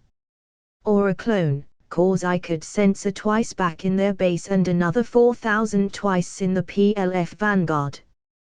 He was making clones of one heat blast looking guy over and over again as they plummeted to their deaths, like a kamikaze suicide bombing lava shower. Yeah no, the whole flank's gonna die. No way they survive that crap. Unless. Checking out the area below, I found a desperate Cementos making a mad dash for the extended flank, creating shelters everywhere. He had been placed on the weaker end to push the PLF into the stronger flank and air support's bombing zone with his mobile cement barriers, like a bulldozer. A stupid choice in retrospect, given how easily the enemy has curb-stomped nearly 15 fighter jets and 40 helis. Real stupid move on the part of the military command. One that I'd warned them on. But no. Why listen to the guy who knows about their enemy's capabilities? Let's listen to the dipshit major who's been sitting on his ass for 30 years in All Might's era of peace. Fucking idiots. Then again, it's better this way, at least for me. Less resistance against my regime. I used telekinesis to trip Cementos, and give him a brain aneurysm. There we go. No one to save the heroes now. Can't allow the brave and the heroic to be an actual force against me, now can we? Though, I'd have liked to save the Air Force for myself. I'll rewind their time later on, no sweat. For now, it was time to assassinate Shigaraki. As we made it to the top of the mountain, a thick grove of trees with 2 entrances revealed itself. As we entered, the entrance behind us closed shut. In the grove's center stood 2 teams of 3 each. Best Jeanist, Death Arms, Kamue and Sir Knight's agency minus Bubble Girl. Are you sure about this? Shoto asked. Sure as we can be. Aizawa-sensei replied, turning to Best Jeanist. What's the plan? Best Jeanist gazed out at the remaining entrance, leading off a cliff face. I'll zipline you all to the post office, west of their headquarters. From there, me, Death Arms and Kamue will jump back into the fray, causing a distraction. While we draw his attention to us, the rest of you take detour across the hospital and capture Shigaraki. Capture? I thought the HPSC wanted him dead. Shoto asked. Yes. But we want to end this war with the least amount of casualties. If the HPSC wants him dead, they can do it themselves. Nighty replied. Yes. We're heroes, not assassins. Mairio added. I suppose it would be an easier victory with their leader held hostage. I said, taking a back seat in the conflict. Not because I wasn't prepared for it but rather, because something curious had appeared on the battlefield. Something I had specifically ordered Hijikata to bring into being. A rippling wave of monochrome light burst through the thick canopy as the sky began to lose its blue, quite literally, draining in color. The ground beneath our feet shuddered as an earthquake shattered it, cracks ripping through it like a Tom and Jerry cartoon. No time to talk this out. Go, go, go. Nighty shouted, as we ziplined down the mountain. As the lush, forested mountain left our view, a horrid sight emerged upon the battlefield. Fields of charred black craters enveloped in overlapping monochrome bubbles of decay littered across the battlefield, decimating the forces of both factions, indiscriminately. Multiple Shigarakis floated in the air at the center of each bubble, lightning crackling above their heads in the overcast stormy skies, looking like proper demon lords. The heroes made a desperate retreat, even as their bodies began to fall apart like cucumbers in an extra pickle burger, skewered through, by exploding, meter-long rivets, dotting the land in a Vlad Tepes-style impaling. A literal hell of place and a hell of a time for all involved, as blood and guts caked the streets. The city looked more like a vor fetishist's wet dream than a place of human civilization.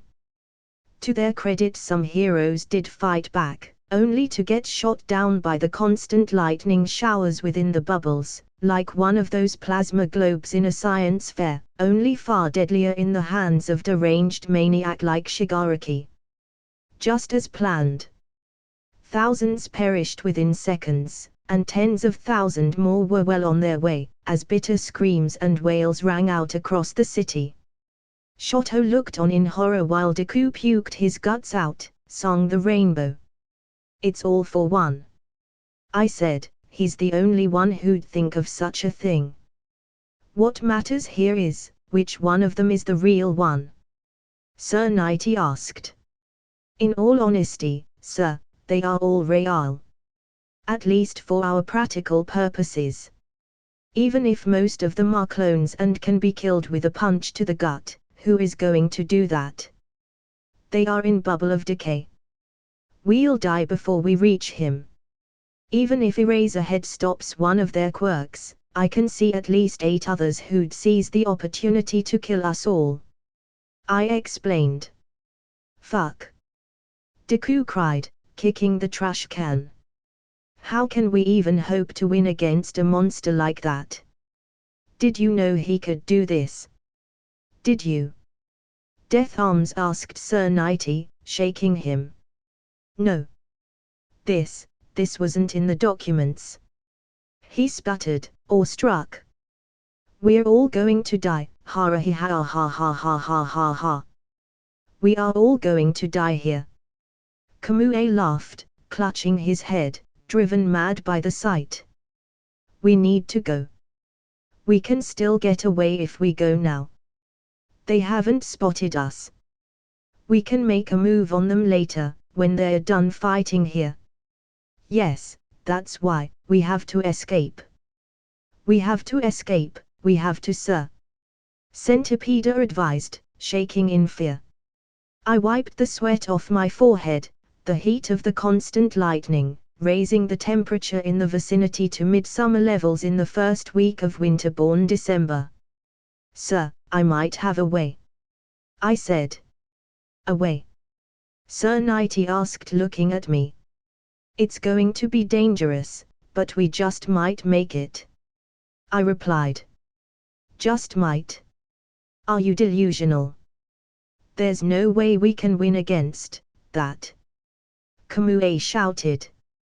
Slap. Best Jeanist slapped Death Arms and Kamue with his fiber-covered hands. "Get yourself together. You two are heroes. Act like it." Best Jeanist screamed in their face. "Now, Haru-kun, speak. We will need to be very careful about this.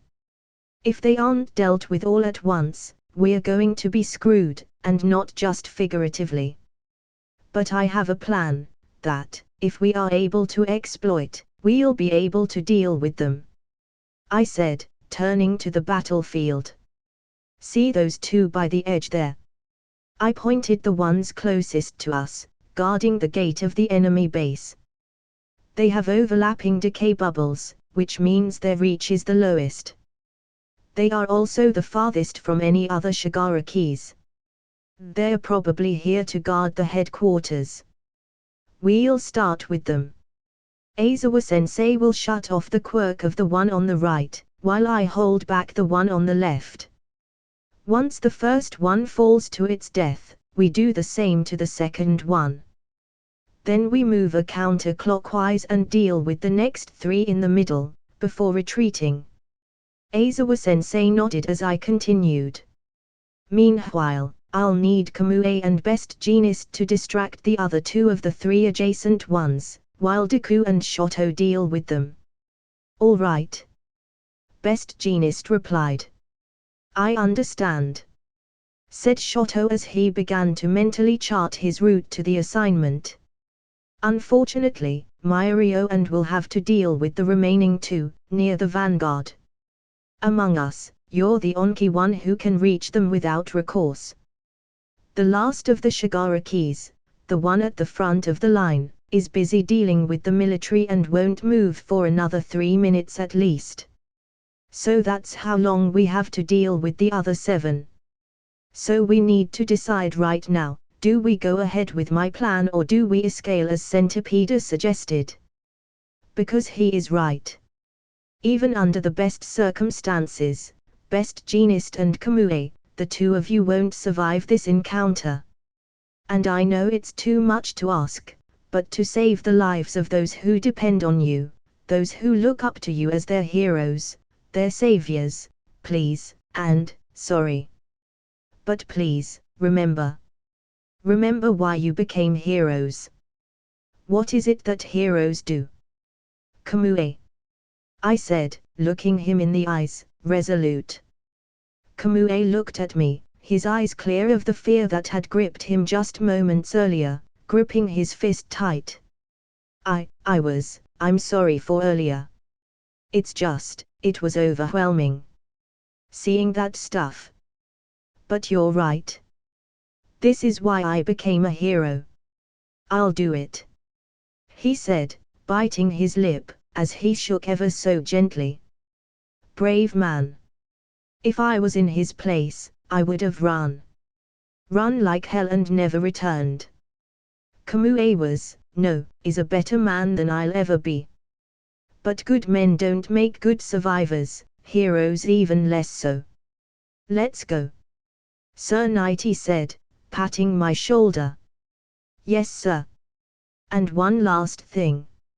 I said, if the Shigaraki you are fighting doesn't go down in a single punch, run.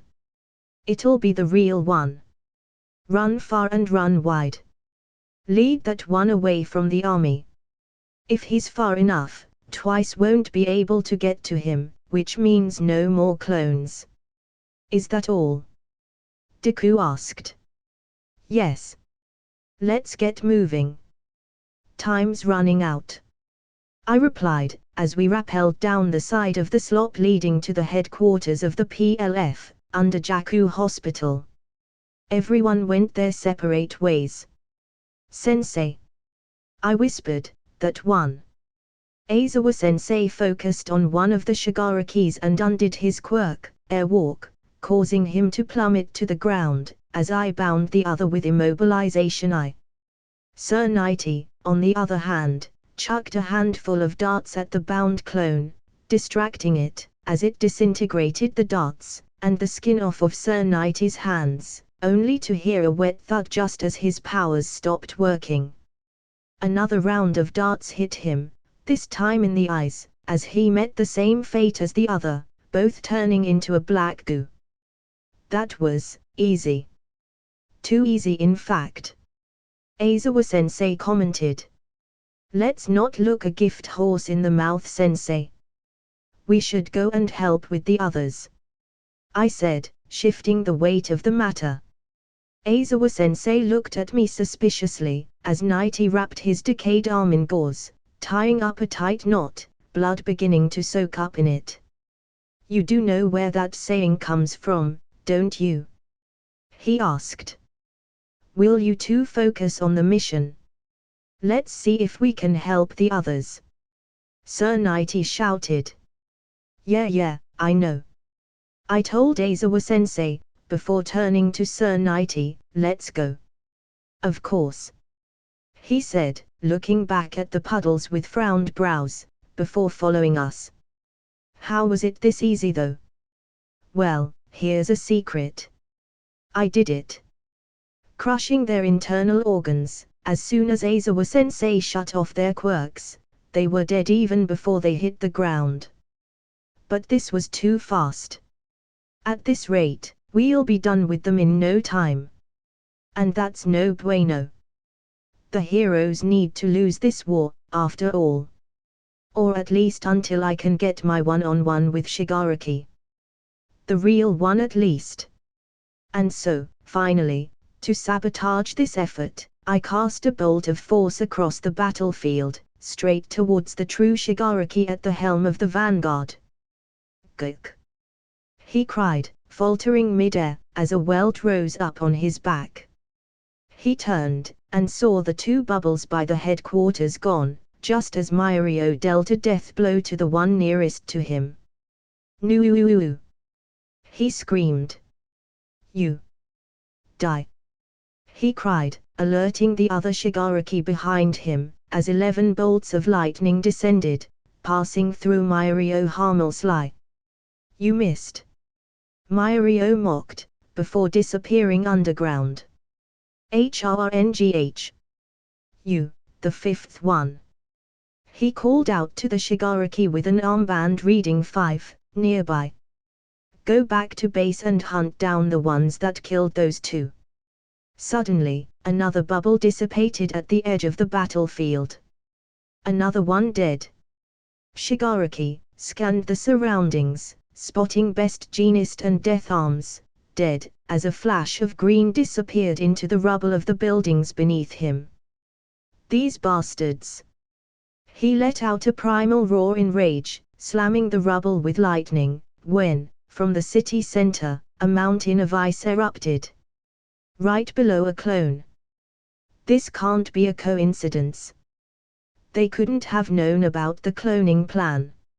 Even I didn't think about it till this morning. So someone must have rallied a team to do this, in this chaos of a war. Only one person could have come up with such a plan. It must be that damned Haru Shikimori. Just the thought if that boy sent Shigaraki into a rage. A spout of steam exploded from within, like an ice volcano, burning the Shigaraki above, momentarily disarming his bubble, as wooden stakes creeped out of the many icy spouts, skewering the clone. In one last desperate attempt, the clone burst forth with decay, shattering the ice, and crushing Kamue within. Kamue! Shoto screamed, as he ran into the rubble, melting away the ice, revealing Kamue's corpse, well, the top half anyway, decayed in a gradient, circles of disintegrated tissue running in concentric patterns like a tree. Go meet your friend in hell. Came a voice from above, as lightning strike after lightning strike landed on his position, burning Shoto to death, without so much as a scream. Shigaraki number 5, then looked at the direction of the headquarters as another 2 clones died. Just 4 more left. Then I'll be the true Shigaraki. He muttered under his breath, when all a whizzing sound hit him, and so did a fast disintegrating candy-colored bullet. He watched as his feet began to turn into the black goo that made up his body. No. No. No. I don't wanna die, I don't wanna die. He cried, as his vocal cords melted mid-sentence, and he fell to the floor. On the northeastern edge of the city, on the roof of Detnaratko, Lady Nagant unloaded her chamber. 5 down, 4 to go. She muttered, taking aim at the Shigaraki in the vanguard, waiting for the right moment to take the shot, amidst the many quirks being thrown around wildly at him, but to no avail. She could have dealt him a killing blow way earlier and easier, if only Haru hadn't forbidden her from revealing her presence in the war. Too early. He said, not while the HPSC still holds sway over the nation. And he was right. If they knew that she was alive, they'd go to any lengths, stop at nothing trying to recover her, back into their service. And so she was stuck, watching, waiting. Meanwhile, on the front lines, Shigaraki was racking his brain for any solution to the phasing problem. Then it hit him. Suddenly, he swooped low, grabbing one of the younger heroes.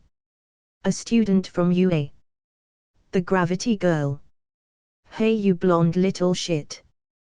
Come out and fight me straight or she dies. Shigaraki cried, undoing his decay bubble, as Mirio emerged from the ground, shooting up into the sky to assess the situation, and took in a deep breath, before scanning the area, spotting Eureka in the hands of Shigaraki. His expression turned grim at the sight, as he landed on a fallen building, maintaining his permeation everywhere except the soles of his feet. Let her go. He shouted, I'm here. And you won't run away, now will you? Shigaraki asked, growing a rivet out of his hand. No. I'll stay right here. Just let her go. Mirio assured. If you say so. Shigaraki replies, knocking her out and dropping her. No. Mirio cried as he dove into the ground, before rushing out towards her. Just as he was about to reach her though, Shigaraki taunted, as he aimed the bony rivet at Uraraka's back. Not so fast, now hero. Damn it! Mirio shouted in frustration, as he dove right through Uraraka, grabbing a nearby construction iron, before solidifying. Now, with him holding the wrought iron rubble, and his phased-out legs still in Uraraka's stomach, he undid his quirk, as the property of repulsion activated. And since he wasn't movable, the force of repulsion sent Uraraka flying in the opposite direction, out of the range of the rivet, even as it pierced Mirio through, skewering him to the ground, his intestines hanging out, torn to shreds. There we go, you little rat. You got what you deserved. This is the price of being a hero. Shigaraki reveled as he slowly walked over to Mirio. From corner of his eyes, Shigaraki spotted the last of the clones die as another bubble disappeared. TCH. He clicked his tongue, no. I can deal with that later. As long as twice lives, I can make more. But you. Shigaraki turned to Mirio. Kneeling down, he shifted Mirio's face towards him, as he continued. But don't worry. You won't die a heroic death. I know a very good doctor not far from here and he's gonna make it all better. He'll turn you into everything you stand against, into a perfect no-mu, slave to my commands. Mirio on the other hand just smiled defiantly in his face. Go ahead and try. Mirio replied, spitting out some blood right onto Shigaraki's eyes. But I don't think you'll have much success. Mirio snickered, in between pained gasps, looking past Shigaraki. And why do you think so? Shigaraki asked, laughing aloud. Why? A voice came from behind him, accompanied by confident footsteps. Because I am here. Shigaraki recognized the voice, and leapt back, turning to face the man he'd dreamed of killing many times over. He who stood as the polar opposite of himself, the new symbol of peace. Shikimori Haru. Give up, Shigaraki. You've already lost. I advised, sending a message to Gentle to begin recording. In the distance, midair, Gentle stood shouldering a huge camera, custom-ordered from a support company, just for today, allowing him to film everything in 4K from 2 miles away. The epic final stand of the symbol of peace against the greatest villain of this generation. Ballads are written about this sort of thing, and this right here was my chance to cement a legend into the annals of history. No way am I missing that. I clad myself in remote control, adding a couple of invisible, imperceptibly thin and dense tactile force fields over it, just to be sure. Shigaraki on the other hand, just laughed, like the madman he was. You must be seriously stupid to come here alone, face to face, right within my range.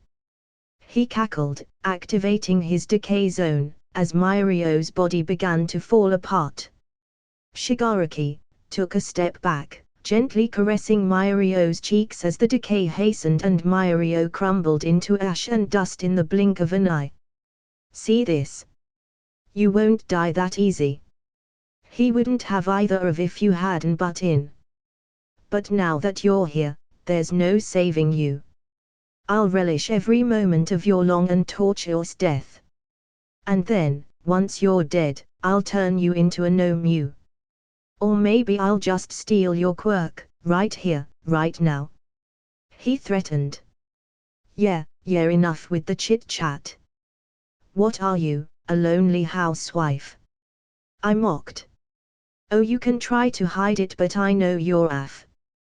Chit-chat. I groaned, rolling my eyes at him. What? This a proper villainous monologue? Chitty chat chat. I taunted, mimicking him with a high-pitched voice. "Fine. If you're in such a hurry to die," he shouted, leaping at me, with an outstretched hand, right into my trap. I sidestepped him, palming his elbow hard enough to shatter it. Bone fragments stuck out from his skin as the regeneration kicked in. Shigaraki on the other hand stumbled forward, screaming in pain. "Yeah." He looked at his elbow and jumped away, airwalking into the sky. Before he shot out a rivet from his elbow, dislodging the bone shards, regenerating fully. I stood below, watching him, skipping around in a circle. "How long are you going to stay up there? You chicken or something?" I teased. "Higher!" Shigaraki cried, swinging his good arm down, as 4 bolts of lightning converged on my position. In response, I just pulled out my enchanted key, spinning it on the tip of my finger, extending the creeping blue circuitry onto it. Layer upon layer of air barriers popped into existence, meeting the lightning with a thunderous crackles, shattering one after the other as the lightning dispersed, a smattering of sparks showering me like glitter by the end of it. "You sure know how to make a guy feel fabulous, Tilda." "I'm flattered, but I don't swing that way," I flirted. "HRRNGH. Why don't you just die?" he cried, veins popping on his forehead, as he threw both hands back. Rivets emerged from every pore, scratch and patch on him, just rivets out the wazoo, as he clenched his fists behind him. The clouds above the city darkened twice over, now pitch black in their entirety, dragons of lightning arcing across them, and a darkness descended upon the town, turning midday into a new moon night. The force of his decay pushed to its limits, the ground beneath me sinking at its might, as even my force fields began to degrade and dissipate, finally becoming a cause for concern. "All right then, if that's how you want to do this. No more Mr. Nice Guy." I gathered my sigh, splitting it into 3 equal parts, before catalyzing them into each of its 3 aspects, rise, burst and trance. I merged the 3 back, bursting with power, as light twisted around me, a temporal vacuum forming in my personal space, as time slowed to a crawl for me. Shigaraki brought down his hands, in a clapping motion, as if to swat a mosquito between his palm, and the rivets flew off of his arms, curving around me, heading for me from all directions, sparing me no quarter. In the sky above, as if in response to his clap, a massive storm of lightning, hundreds strong, creoed its way down, crashing into me, just as the rivets reached me, crushing my air barriers. And piercing into me, like shrapnel. "Hiya ha heya ha hey oya ha ha ha ha." Shigaraki cackled delightfully, all that talk, and nothing to show for it. "You fell just as easily as any other." Finally, I let out a breath, as my full concentration paid off. My voice reverberated across the city in a gentle thrum. "Nova, God mode. Azktonica." Rings of light burst forth from me, throwing out the rivets as easily as they had pierced me. Flesh and bone reformed, and grew in titanic proportions, as tentacles grew from my hips, thick as a tree trunk, covering the land around me in all directions. From my back, peacock feathers sprouted, unfurling into a feathery halo dozens of meters wide, mesmerizing both the forces into a catatonic state. I myself grew, reaching a height of nearly 100 meters as my singular head split into 4 identical reflections, facing each a cardinal direction, with elephant tusks emerging from my mouth. The ringed halos twisted, turning a right angle upwards, converging behind my newly formed heads, eyes upon eyes adorning each of my faces. Scales emerged on my hands, as they formed in claws and talons, in defiance of all that was holy. Finally, the sky cracked, bleeding red ooze, as countless eyes, big and small, covered the land, sea and skies in a 10 kilometers radius. What is this? Shigaraki muttered, fear glowing in his eyes. This, I said, my voice shaking the world with every syllable, this, Tamura Shigaraki, is your death. He trembled at my declaration, a wet spot emerging on his pants, as he turned to flee, only to find himself unable to look away from the peacock feathers. Move, Shigaraki. Damn it. Dabi cried, as he ran over, before being frozen in sight of my feathers himself, as did the rest of the PLF forces. I smiled. There is no point in running, Shigaraki. There is nowhere to run. All is within my sights and you are within the palm of my hand. I explained, as the world shifted, and I grew and grew in size until the entire city fit in my palm. Not that I would let you either way, Tilda, I said, swirling my finger in the air. Inuma Elish. Binding chains of heaven. A slew of portals, a deep eldritch purple, opened up like gaping maws into the abyss, and golden chains shot out piercing his body, holding him down in place. Now, it is time we must say goodbye, Shigaraki. May your soul rest in peace. I said, raising a finger and touching him on the forehead, as he and the rest of the PLF forces disintegrated into mush and goo. I raised my hand once more, as the mush settled onto the city floor, and with a flick of my wrist, it began to bloom, trees and flowers sprouting from every nook and cranny, edge and corner, turning the blood-ridden city into a veritable Eden. I looked at the bleeding sky with a forlorn look, sending waves of trance across the city, imbuing the witnesses with a vague sadness. Part, a sky, and reveal thy wonder upon this beautiful world. I said, mostly for the spectacle. After all, a good performance isn't complete without a bit of theatricality. With a thought, the pitch-black clouds dispersed, raining in a soft drizzle upon the heroes and the remaining police and militarymen, instilling in them awe and reverence. What was better than a hero to move the will of the masses? Why, what else but a god, with a capital G? Even better was a living one, in the flesh, there for everyone to behold. And with that, I undid the transformation, the visage of an eldritch god cracking open as I gracefully fell out of the sky, like an angel, descending upon the lands.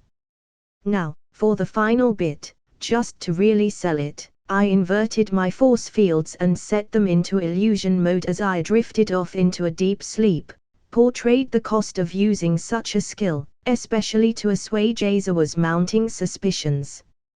And thus ended the war for the soul of the nation, with the rise of a new race of gods among men, going beyond the symbolisms in peace and prosperity. As if mirroring it, coups and civil wars broke out across the world, my plans finally coming to fruition. New gods emerged there too, in all the major nations of the world. Except, they didn't faint after their display of strength, instead usurping the reins of power and becoming god-kings and queens in their own right, marking the beginning of a new era, one devoid of heroes but filled with living gods. While I slept, the world changed drastically as Japan became the only free democratic country remaining in the world as my new gods proceeded to take over the rest of the world, forming armies of all-for-one users to enforce their will. Japan on the other hand returned to a semblance of peace, and even then, it remained plagued by villains, the ones that had just broken out of Tartarus with the help of the final Shigaraki clone, the only one left. Heroes who had previously stuck around, retired en masse, bringing down their numbers to a mere 2,000. Another interesting development was a growing cult formed in my name as Gentle spread the video of my fight against Shigaraki. I was hailed as a god, and even the government had to acknowledge in no uncertain terms that I would be the deciding factor to life in the new world. But all of that didn't matter as much as the birth of my son, during my fight with Shigaraki, one that I had missed. Psych. I did not miss the birth of my son. I would never. Using a clone disguised as a janitor, I was present for the birth of my son. And he was the cutest little thing ever. When he grabbed my finger, holding him in my arms, I felt so happy I could cry. It was mine. All mine. I had made this thing. A feeling of love rose from deep within me. And I swore I would protect it till the end of its days. Yes, its days. I was immortal after all, the kid very well might not be. And so, slowly and steadily the years passed with my power and influence growing all across the world. Aizawa was suspicious at first, but he had an unfortunate accident on a foreign trip to China, and stopped being a problem. As promised, I rolled the heroes in Tothe police force, with a choice: stay independent and get corporate money, at the cost of losing occupational immunity, or join the police and keep it along with a generous salary from the government. Most chose the latter and the rest slowly grew out of it. Deku married Eureka and lived happily ever after, as I dragged the world into the space age, making humanity, finally a interplanetary species. 300 years, I stayed on this world, until finally we conquered the entire galaxy with FTL quirk drives and nanomachine teleporters. Finally, when I had everything I needed, I returned to the old farmhouse, now a museum of my life, visiting the graves of my parents. They'd lived a good life and I hadn't fully taken of the world until their death. They died proud parents of a hero. The least I could do for the people who loved me unconditionally, a boy with no past, without question. A tear rolled down my cheek, as Imiko, now as immortal as me with a careful blood transfusion, hugged me from behind. It's time. Are you ready to come with me on a multiversal adventure, Imiko? You could be leaving your home world forever. I asked. Yes. I would love to. She said, kissing me deeply. It's not like I can just let you grow another harem across the multiverse willy-nilly now, can I? You knew? I asked. Of course I knew. What, did you think I wouldn't suspect how Melissa and Aba just became pregnant with immortal babies? I'm not an idiot, darling. It's obvious to anyone with two brain cells to rub together. She replied. Then why? I asked. Because I loved and still love you, more than I love myself. Besides, I know you never loved them the way you loved me. I could feel it in your eyes and your mind. You never looked at them the way you looked at me. Completely smitten, like a puppy. I couldn't be mad at you after that. She said, caressing my face. Aim. A voice came from behind us. Papa, Mama, if you're done flirting, can we get going? The portal is taking a lot of my power here. Yes, yes. Let's go, Haruto. Eri. Come, let's go. I entered the Multiverse portal with my new family, disappearing from the world, leaving it better now than when I had found it, a veritable utopia. The end. Thank you all for reading. This chapter was a bit rushed, but as I said, I'll probably come back in the future and rewrite some parts of the last few chaps. Until then, I would like to thank my loyal readers, without whom this fic would have probably ended up dropped at chapter 30. Thank you to Atomic Force, White Devil, Saucin, User, Noct, Prince, Closed Pervert, Weirdo, Kanera and all of others I failed to mention. I will be writing a couple of new fics. One in Ma again, this time with a better ending than this crap one. And another one in the Marvel Cinematic Universe. Sorry about this rushed end. I kinds got burnt out on this fic. It won't happen again. I'll be better. Anyways, see ya guys on another fic, at another time. Sayonara. That's it guys. Hope you like the video. Like, share and subscribe the channel if you like it. And tell me in the comment section down below if you have any recommendation.